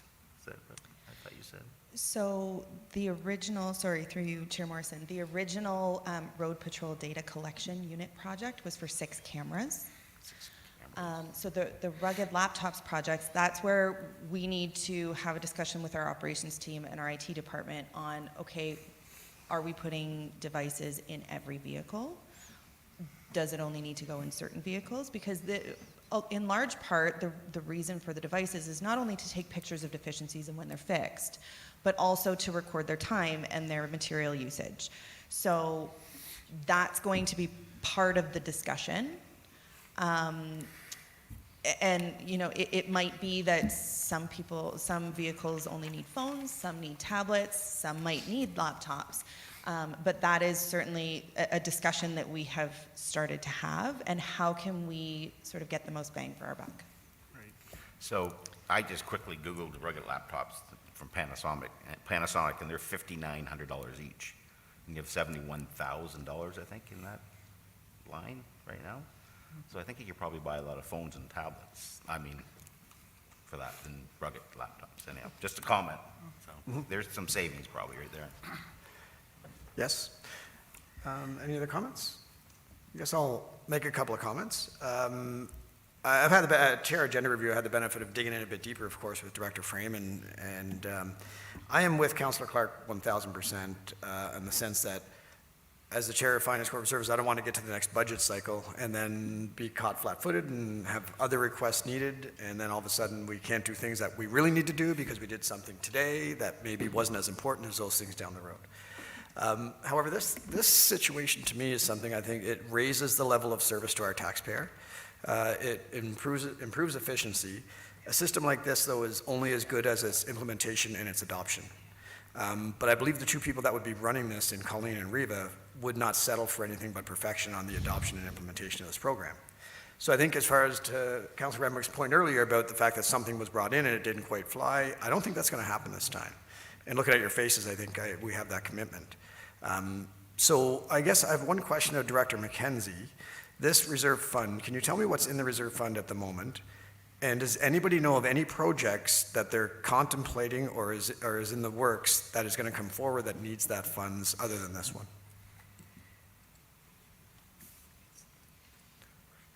Sorry to put you on the spot. Sorry, is this for the software reserve fund? Yeah, the software reserve that we could take the 34,000 from.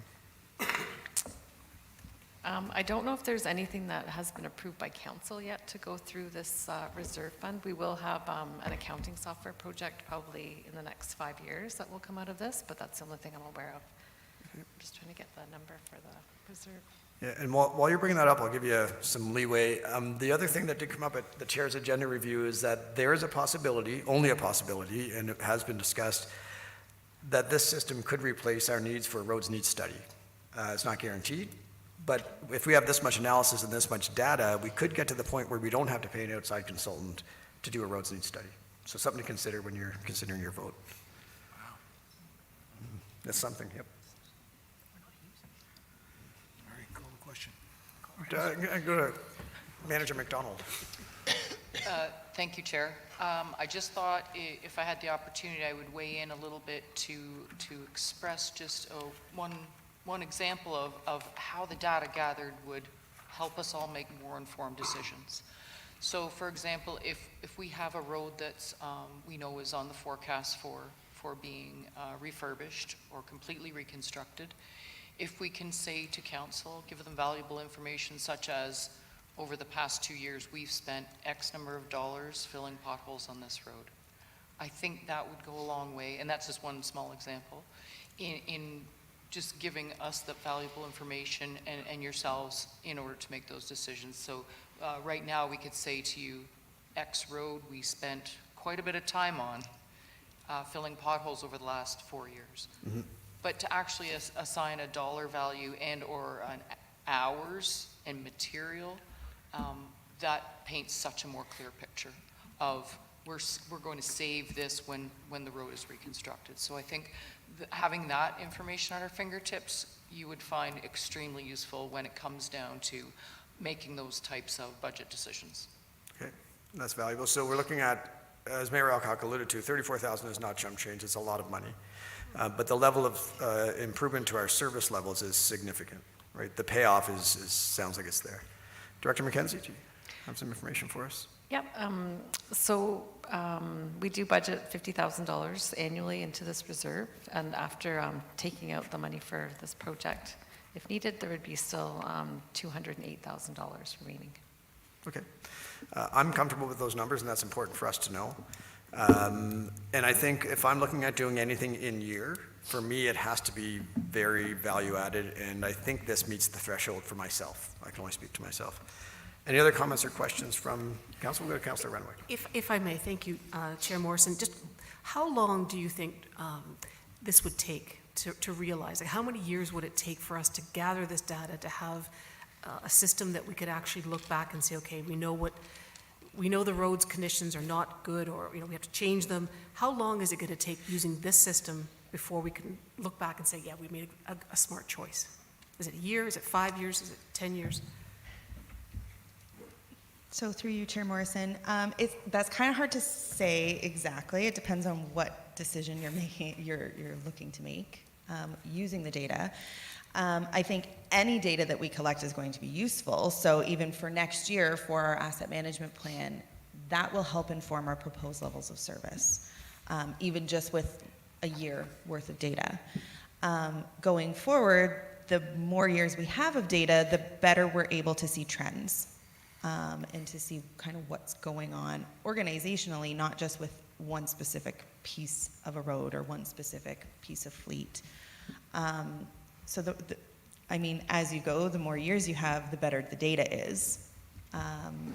But I think to make informed decisions, as long as we're collecting some data, it makes our decisions that much more based in objective information. Could you say that the impact of the collection of the data would almost be immediate because you're collecting data Well, right now, away? yeah, sorry, through you, Chair Morrison, right now we're not collecting any data and tracking any data. So any data that we have is going to help us. Okay. As Councillor Clark and I could allude to, the early days of real estate, we had books, and that's where you found past sales and everything else. You had to go find that book, and then this thing called the internet happened, and the adoption allowed us to be a lot better at our jobs and a lot quicker. So I kind of liken it to that. We're coming out of dark ages into using technology for something that's really good. Director McKenzie? I just wanted to add to that, we're also doing the roads needs study. We're putting the RFP out for that very soon. And as Director Frame mentioned, it is a point in time. So if we have that point in time and we can get it in the system now so that we're going forward with that good information that's very relevant, then as Director Frame mentioned, everything going forward will be just building on that. Okay, good to know. Any other comments at all? We'll go to Councillor Schumacher, please. Thank you. I guess I don't have to pull it forward. So it's around this, but it's around sort of and the clerk might cut me off, but timing. Again, we come forward with something like the hot tub on Monday night where we're coming after the budget. And I think we had sort of been clear, or I thought we were very clear when we did the budget process that we didn't want to see these things. And I know we talked staffing was one thing, but you know, we do a budget and then and I get timing is the issue and things break down, but I guess do we need to start planning further out than September? Do we need to, like we were talking, and I think Councillor Morrison mentioned to Director McKenzie's, we're underfunding the facilities reserve. So I don't know, I guess for me, I'd like to see more of that information coming forward to us sooner than September, October. Like what if we were to have the ideal, could we have, you know, we're maybe not going to say yes, but I'd like to see some of those ideals coming forward that really we should be funding at this level. Really for this reserve, we should be funding at this level. If we have software needs for this reserve, we should be funding at this level. I mean, those are sort of the things that I'd like to see maybe before September or October and have those conversations earlier than later. CEO Corey. Thank you, Mr. Chairman. So I completely appreciate the position that council is in now. I know after we finished the 2024 budget, a discussion I had with the senior leadership team was we are not going to present in-year expenses, cost to council, and if it's not in the budget, it has to wait until the next year. We had extensive discussions about that. So before both of the reports came forward, the one on Monday night and the one today, we did have great discussion with our SLT and the importance of them coming forward. With respect to the one that Director Frame is presenting today, we did think that we could do it in-house. And I think it was Councillor Renwick's comment about, you know, we've done this before, but we never got anywhere with these programs. The difference is we finally have the resources to do it. And I know that Director McKenzie and I swear for 10 years have been saying we need a champion to lead these programs. We've had vacancies in directors, we've had vacancies in managers' positions in this area. We finally have our champion who is going to make sure it gets done this time, and she's committed to that. And we thought we could do it in-house, but after we looked into it and realized the amount of work that was required, it was impossible. And at the end of the day, honestly, would have probably exceeded the amount that's being proposed today, just the amount of work that has to be put in. And then, of course, with respect to the hot tub report, that was noted also. We didn't have the information. I know that Councillor, you were made aware of the reason that was coming forward, but we totally appreciate the position you're in, and we are committed to make sure that this does not happen often. But it was brought forward because today, specifically with this report, we see huge value for the organization from a risk management perspective, from an allocation of time and input and tracking and capital assets. Otherwise, I would have never approved the report to come forward today. Thank you, Sia. Corey, and I kind of would second that in the sense that, like I said, if I'm going to approve something in year, I have to see the benefits. And by waiting, we'll actually lose out on cost savings from staff time and efficiency and everything as we go. And I need to think to myself, if this came up in next year's budget, would I approve it? And the answer is emphatically yes. You know, I would. So if it's something that I'd be hesitating on, then I'd say, let's have a fulsome review in the 2025 budget. But this is something I would jump on if you brought it to me in the 25 budget. So I'm okay with it for that reason. And, but I appreciate Councillor Schumacher's point.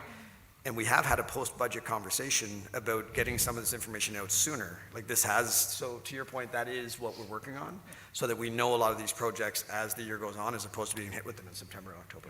So a very valid point, and something we're all concerned about. Any other comments around the table? Seeing none, I am going to call the question. All in favor? And opposed? Okay, and that carries. Thank you, Director Frame, and all of council and staff for your input on that. And we are now, that was so long my computer timed it, I gotta get back in here. Going on to 7.3.3, Director Frame again, and I will read a motion on this. Report Corp 2024-18. Moved by Councillor Fitzgerald, seconded by Councillor Clark. It is recommended that committee approve the removal of the council and committee directives outlined in Appendix A of Report Corp 2024-18, and further that resolution number 252-22 be amended with the removal of the last two paragraphs, and further that resolution GC 127-23 be amended with removal of the first paragraph. Director Frame. Thank you, Chair Morrison.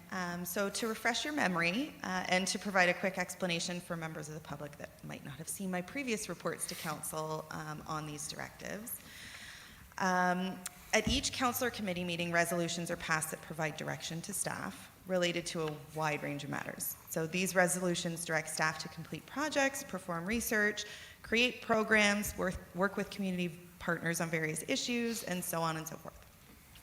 So many of these things are outside of the normal day-to-day operations and day-to-day tasks that staff have to do in order for the town's programs and services to keep running. Depending on the directive, the time commitment can be quite significant. So a directive is essentially a project. They arise through a single resolution, but as the project progresses, there might be additional resolutions that are tied to that same directive. So as a result, many of the active directives have multiple resolutions tied to them. To track all of these projects, staff have an ongoing listing that's continuously updated. So at the beginning of 2024, there were 54 of these projects that carried forward from prior years. There were 104 resolutions tied to those 54 projects. Of those projects carried forward, 10 have already been completed in 2024. At the time the report was written, 20 new directives have been added. So 4 directives through separate resolutions and 16 directives through the budget. And these are one-time operating projects that were included in the budget. At this point, there are 74 directives outstanding and 112 resolutions tied to those. With the passing of the town's new strategic plan at the end of January, staff went through this listing to ensure that the projects included on the listings support the goals and initiatives that are included in the new strategic plan. There are actually only less than a handful of projects that do not meet the goals or initiatives in the plan. However, most of those projects have already started and are well underway. So we are not necessarily recommending to remove all of the ones that don't support the strategic plan right now. So Appendix A of the report details really a project and a half of, that are recommended for removal. So I just wanted to provide a bit of background on these items. So the first is the winter sidewalk maintenance. So this directive was created back in November of 2022 and directed staff to develop a winter sidewalk maintenance service level commitment. Levels of service for our existing assets, including sidewalks, is actually required through the asset management plan. So a separate document outlining a service level commitment really is not required. It will be captured in our asset management plan under our Ontario regulation. And that plan will be brought forward later this year. So we will have, service level commitments with respect to our sidewalks included in that asset management plan. So staff are recommending that this specific directive be removed from the list. The second one is sort of that half of a directive, and it relates to the sidewalk, active transportation, and paved shoulders policy. So this directive is from mid-2023 and had two parts. So the first was to create a policy to ensure that sidewalks, active transportation, and paved shoulders are considered in the budget process. The second piece was to review and update the development standards to ensure that this consideration is included right in the development standards document. So staff are actually recommending that we remove only the policy portion of this directive, since a separate policy really isn't required if it's going to be captured in the development standards. So the update to the development standards is actually also included in our new strategic plan. So it's just the policy piece of that we're saying, you know what, we probably don't need a separate policy for it. I just wanted to note a few other things about the other attachments or other appendices in the report. So Appendix B lists out the directives that are currently on hold. So this doesn't mean that nothing is being done. It doesn't mean that the directive is off the list. It just means that staff can't move forward on the directive until an event occurs that's outside of their control. For example, several items are on hold pending receiving information from consultants. So until we get that information, we can't move forward with anything. So the rationale for each of those directives on hold is provided in the appendix. Appendix C lists all of the directives that are either in progress or not started. So some of the items that are not started are simply because the resolution is fairly new and maybe not yet ratified, although it would have been on Monday. And Appendix D lists all of the directives that are entirely complete.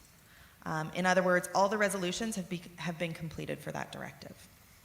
So I'm available for questions. Okay, thank you very much. Going to go to questions. Mayor Alcock to start.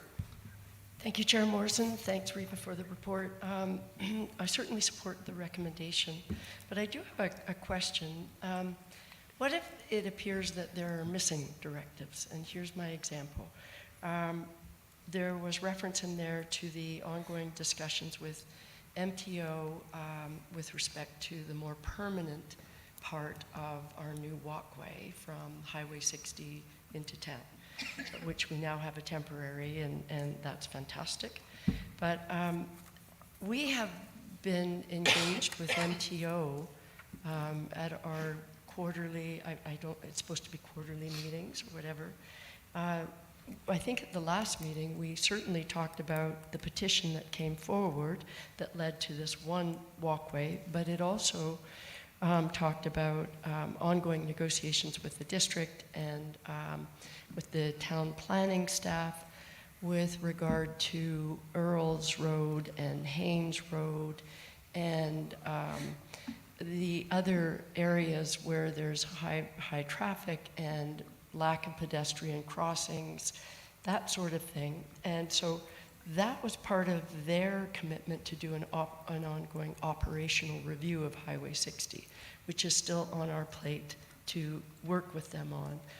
We also had a commitment, and I think this was supported by a motion from council, but maybe you can tell me, to talk to MTO about their excessive requests for traffic impact assessments for developments in the Earls and Haynes, Highway 60, Muskoka Road 3, in that whole catchment area. And I know we've started to negotiate or discussions with them around that, and also involving the District of Muskoka. Nowhere did I find that. So I'm wondering, is that missing? How do those missing pieces get back in here? Yep, so through you, Chair Morrison. So sort of what happens every month is once the resolutions of council and committee are available, we see the signed resolutions and everything, I go through this list and add everything where staff are directed to do something. With respect to the Highway 60 connections, there is actually a directive on the list in Appendix C that's titled Highway 60 Pedestrian Connections, and one of the things in the follow-up is to work with the MTO. So that resolution is in Appendix C. With respect to the excessive traffic impact, I'm going to have to look into that one I did not see, and I don't know if maybe that was passed in January and it just didn't make it onto the list yet. But I will certainly look into that one. If I may follow up? Thank you for that. It was the reference that you referred to that actually twigged that, because it really focused in on the pedestrian walkway. And it didn't talk about traffic impact assessments. And it didn't talk about a whole other section of what we were talking about with MTO. And I believe there was a motion of council, but it wasn't in January. It was like over a year ago. So I would really like to see some, some research into that to bring it back, if possible. CEO Corey? Thank you, Mr. Chairman. So we do have Mr. Hall, who's in the audience, but he is actively meeting with MTO, and I literally just had an update received from him regarding discussions that are ongoing with the MTO, which include the pedestrian trail, future sidewalks, status of the MTO operational review, the traffic management plan, ministry-owned lands within the town, Shea Road, lots of things that we're talking about. So I think probably what would be helpful to the mayor's question is perhaps an update at the next committee, just to update committee on the status of those discussions with MTO, perhaps. If I may respond to that, absolutely, that would be brilliant. I would love that. But more importantly, from my perspective, I would like to see it somewhere in the directives, because I don't want it to be, I know you're doing that, Brendan, but it was a direction of council. And it's, as I said, when we have our quarterly meetings that involve all of us, I think, I just want to see it on there. Okay, thank you. Sounds good. Go to Councillor Stone. Thanks.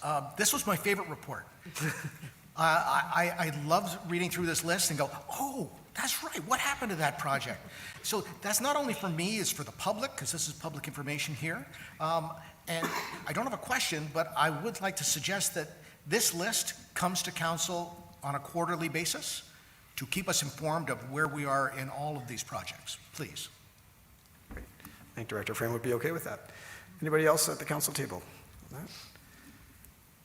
right, seeing no questions, I will call the question. All in favor? And that carries. Okay, moving right along to 7.3.4. For information only, we have CAO Corey on report number CAO 2024-2, Lakeland Holding Limited. Thank you, Mr. Chairman.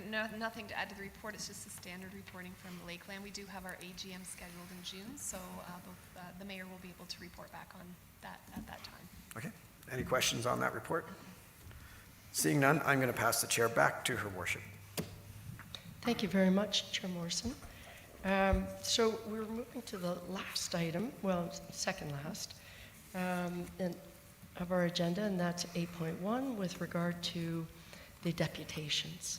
So the one ask we had was with respect to the ATV access into downtown Huntsville, and I'm going to look at council to see what your appetite is, and I see Deputy Mayor Armour would like to jump right in. Thank you, Worship. Not to give staff more work, but I do have a couple questions first. Does anybody know where the ATV trail on Muskoka Road 3 ends?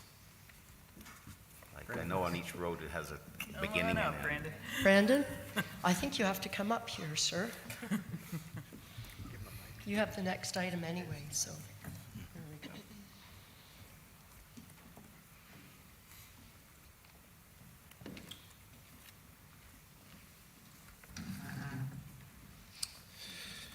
Okay, just so happens I read this morning. So the ATV trail that ends on Muskoka Road 3, there's Bickley Country Drive. It ends at 233 Burnell Road, and it also ends at Hutchison Beach Road. So those are your limits before you get into town. Those are where they stop. Okay, so coming from the north off of Old Muskoka Road, that direction towards Williamsport, is it actually ATV friendly right now? Just looking on their map here.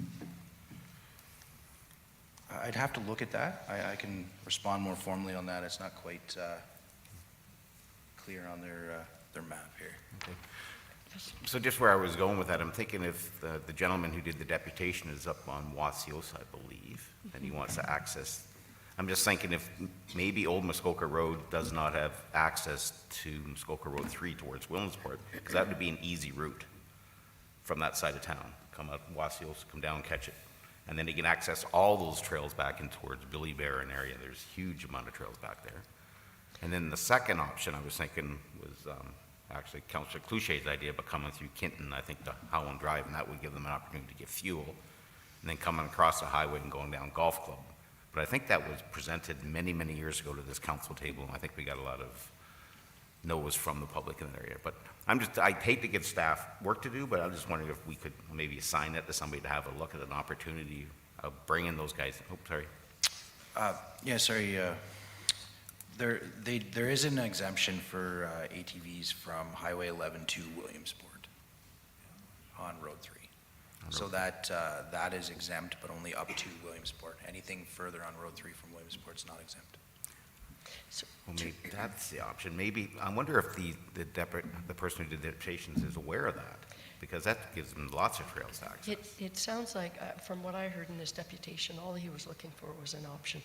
And so probably not aware, and is open to whatever would provide the connectivity that he needs to go from where he's starting to Brunel, or wherever, to the other. Yeah. I got from the deputation that he just wants to be able to go take his ATV somewhere. Right, so I think And he was open. I just wonder if he's aware of that. Maybe staff could reach out Right. to him and let them know those options are there. Go ahead. Through you, yeah, I'm happy to reach out to them. They did provide a specified route that they wanted to look at in consultation with the district as well as receive some emails from the OPP that they would like to be part of those discussions moving forward as well, because they have some information to share. So happy to take that on and get some more information from the delegation. I know myself personally, I'm not interested in bringing them into town, but any way we can find around the outskirts, I'd be more in favor for. Okay, Councillor Renwick? Thank you, Your Worship, and I as well, I would echo, I would not, I do not agree having ATVs in the downtown core at all. We don't need any more noise than the cars make already. We've got, it's additional pollution, it's a potential to risk pedestrians. I mean, the gentleman who did his deputation, I think, is a very responsible ATV user, and I'd like to think that most of them are, but there are ones that are not. And I don't think that after being vice chair of active transportation, the comments that we support walking and non-motorized modes of transportation, I can't be in favor of allowing ATVs to come through our downtown core, especially along Center Street. It's narrow to begin with, so I would be voting no. It's not a resolution, but I would not agree with it. Okay, thank you for that. I certainly appreciate those comments. I also echo. I don't want to see ATVs in our downtown at all. But I appreciate Deputy Mayor Armour's suggestion that maybe there are other routes that are out there that he'd be interested in. Councillor Morrison. Yeah, thank you, Mayor Alcock, and through you. I'm of the same mind. I mean, we're having climate change discussions, we're having all these kind of discussions, but and I'm not in favor of coming downtown, but I'm very, very, very much in favor of increasing the access for ATVs for a lot of reasons. Not everyone is a triathlete. Not everyone is into active transportation. I look at this gentleman, 74 years old, and him and his wife like to get out for the day and have some fun together, bring some joy into their lives for the day. ATVs aren't as environmentally responsible as maybe they used to be, and they're getting better. There's electric versions coming out. If we can have people like him, I had a side-by-side, which I don't have anymore because it was hard to access anything at all, and I loved taking my kids out on that, but I couldn't take them anywhere. And there was joy brought into their lives when we did that. It got them off their iPads, it got them out of their bedroom. They're not going to go train for a triathlon, but they love getting on motorized vehicles. So I'm not anti-motorized vehicles at all. I'm pro-active transportation for sure, and if that's the option, I'd rather do that. But I think I'd love to see us work with this gentleman and maybe the Algonquin West ATV Club to find a responsible route to get these people through around our town, to get arterial routes to other parts of our community so they can connect with friends and family and get out on their buggies. I've been to places like Quebec where you pull into a gas station in the wintertime And there's 10 snowmobiles and 20 ATVs, getting gas, eating in the restaurants, going to the hotels and spending money. So I'm thinking of all the other side effects, and we got to be responsible, but I'm very much in favor of looking at improving access. Thank you for that. Councillor Cloutier, we have a draft motion here that I could read, and then we could continue to talk about it. Or I could listen. You had your hand up before. I did, so yeah, I I'll just let you wanna jump in, and then I'm going to read the. Make a quick comment. The route that, I do a lot of snowmobiling and outside stuff like this. As you know, I'm not in the gym that much, but I like something that's got a motor on it. But anyways, coming in from Ravenscliff, like the big benefit, as Councillor Morrison said, is when you go to other towns, the hotels are full, the restaurants are full, and it's quite a large economic impact on a community that we haven't had a chance to realize. But I think if they're coming in Ravenscliff, up Haynes Road, over by Hinton, they got the service stations, the restaurants, the hotels, all there. Somehow work them up, golf course road around over to Williamsport. Minimal interference with houses, but at least they get the commercial impact. And also, I like the route. I never realized the North Wasiosa route. That could work too, but I just like, I think of it more as the economic impact for our businesses. And yes, I don't want to see them downtown either. Most definitely, I don't like the Center Street, and I don't like that route that's picked, but I think if we can work with them, I'd be quite happy with that. Thank you for those comments. It certainly appears there's some appetite to pursue it. So the Deputy Clerk has prepared a draft. And if you're okay, I'm going to read it. It has been moved by Deputy Mayor Armour, seconded by Councillor Morrison, whereas on February 28, 2024, committee received a deputation and petition with 255 signatures from Glenn Gilbert regarding ATV access through the downtown core. Now, therefore, it is recommended that staff be directed to review the request as well as consult with the OPP and other applicable organizations and report back to committee on potential route options. Any additions, modifications? Councillor Stone. That speaks to bringing ATVs to the downtown core, and I don't think there's a great appetite for that, so that needs to be changed, in my opinion, to getting around the business core of Huntsville. So we could add to report back to committee on potential alternative route options. Around the business core of Just Huntsville? alternative, just if you say alternative, that's kind of implied other than the downtown core. That's how I would interpret that. Are there any other? Yes, Councillor Morrison? I would just speak to, during that consultation process, I think we would all agree the OPP has to be heavily involved. We need to fund it, which is great. But I think also Perry Sound allows them. There's other communities that do allow them. Maybe some consultation with other municipalities as to the impact. Because if we find out that it was all well-intentioned, but the impact has been nothing but negative, we have to think of our constituents, and we'd have that input. If we find out there's been the stuff we're worried about didn't come to fruition, then we need to listen to that too. Okay, so we've just added one more word and suggested consult with the OPP, municipalities, and other applicable organizations. Okay, does that sound okay? Okay, Councillor Stone is shaking his head both ways. I think it's the intent. That's the way, and Brandon's right here. So, are there any other suggestions with respect to them? No? Okay, then I think I can call the question. I will call the question. All those in favor? I think that was everybody. So, unanimous. Thank you very much for that. Great. Thank you. All right. I don't believe we have any other asks with respect to the other deputations. So I can move right along to the second item under new business. And we do have motion. It has been moved by Councillor Stone, seconded by Deputy Mayor Armour, whereas members of council have been contacted with concerns regarding the condition of Kitchen Road South, and whereas staff have not included the reconstruction of Kitchen Road South in the 5-year capital plan due to the proposed Huntsville Highlands subdivision that will include a high level of truck traffic exiting onto Kitchen Road South during construction.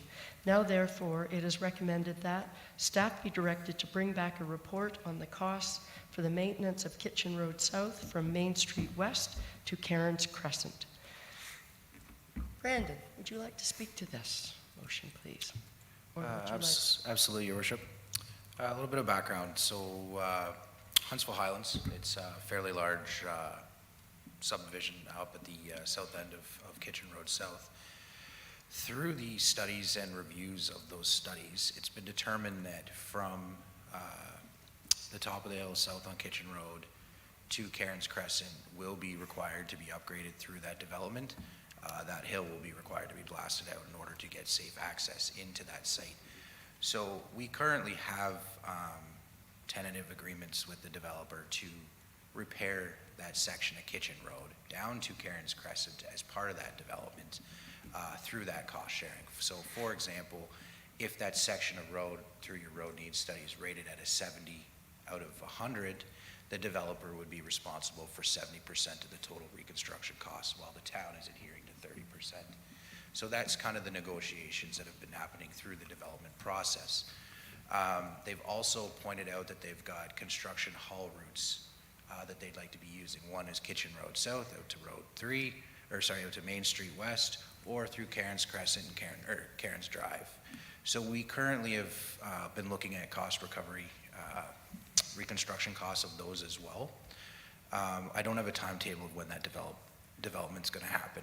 So this brings us to the motion of where we're at looking for maintenance costs. So happy to bring back a report with multiple options from Cairns Crescent to Main Street West on Kitchen Road South that can talk about maintenance. It can talk about full reconstruction value. There's different studies that also offer different things, such as sidewalks, the DC studies, stuff like that. So we will bring stuff back that's going to lay that out, but definitely agree that we should have some high level of maintenance done. It is a bit of a hard situation trying to coordinate, how much do we really push the maintenance versus the developer coming in next year and possibly putting what we've done at risk.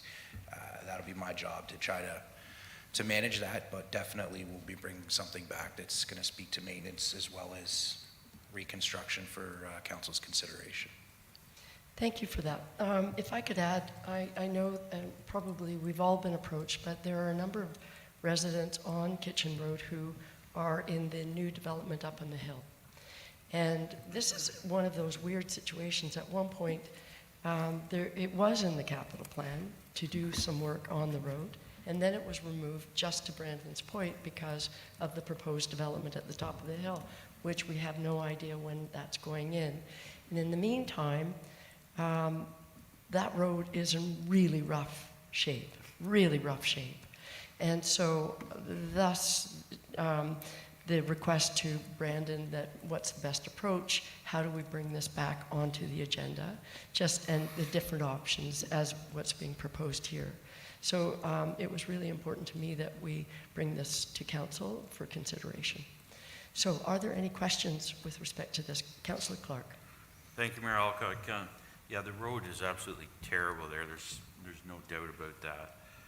And not having a timeline on the development really complicates things, as Brandon just mentioned.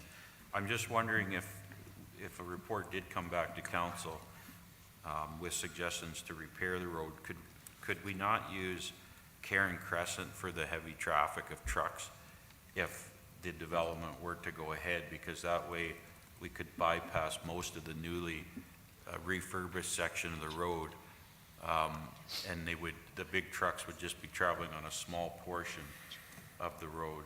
I believe might be an option if when your report comes back to council. Brendan? Yeah, through your worship, absolutely. I feel we can make a push to have a dedicated haul route rather than, there's two different ways. I think their initial intent was instead of having multiple trucks, passing each other each way, they were going to use a looped route. But we can definitely make that a condition of approval to use Cairns Crescent, and whatever works we decide to do on Kitchen Road South from Cairns Crescent to Main Street West would not be touched. A follow-up? Yeah, so I guess the follow-up question then would be, what's the plans for Karen Crescent? What's the state of that road? Because we don't want to be doing damage to that road either with heavy trucks, or if there's plans to redo that road as well. Yeah, through your worship. So as mentioned, just briefly, there is tentative agreements in place for the reconstruction of those roads. So it was very important that the contractor, or that we asked the question to lay out, what are your haul routes? And by haul routes, where are your trucks driving? Those are the tentative agreements that we've put into place. So they've come and said, we want to use Kitchen Road South, we want to use Cairns Crescent, and we want to use Cairns Drive. So we looked at those condition ratings of those roads under the current road needs study. With the current evaluations of them, is then we entered that agreement, hence the 70-30, 60-40, 80-20, whatever that number is in the study. So whatever route that they propose to use and that is agreed upon through the development process, we will be requesting to enter into an agreement such as that for the reconstruction once it's done. Councillor Cloutier, I think I'm going to Councillor Fitzgerald. Mine just quick, through you. The development that was put there in the last couple of years, did they pay anything to fix Kitchen Road? Through your worship, they did do a bit of off-site works, which was some drainage works, but nothing as far as road work. So how much damage was done when that development was put in? Through your worship, I can't answer that at this point. I have not done that analysis. Thank you for that. Councillor Fitzgerald. Thanks, Brandon, and I know you brought this to our attention previously, and I'm glad it's here. I look forward to having it back, and I think we made a decision earlier in this meeting which is going to give us the tools to answer a lot of these questions. What was it like before construction started? How much damage was done? How much other deposit did they get back? And now we're going to have the data to back it up. So, thanks, Brandon. Okay. Good comment. Are there any other? I do not see any other questions. So I will call the question. All those in favor?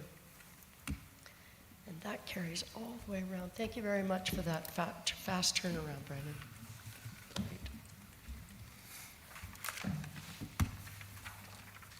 Okay, and we don't have any. So I have one last motion. I have a motion moved by Councillor Fitzgerald and seconded by Councillor Renwick. It is recommended that we do now adjourn at 11:55 a.m. All those in favor? Great, thank you. And that carries, and thank you for a great meeting, everybody.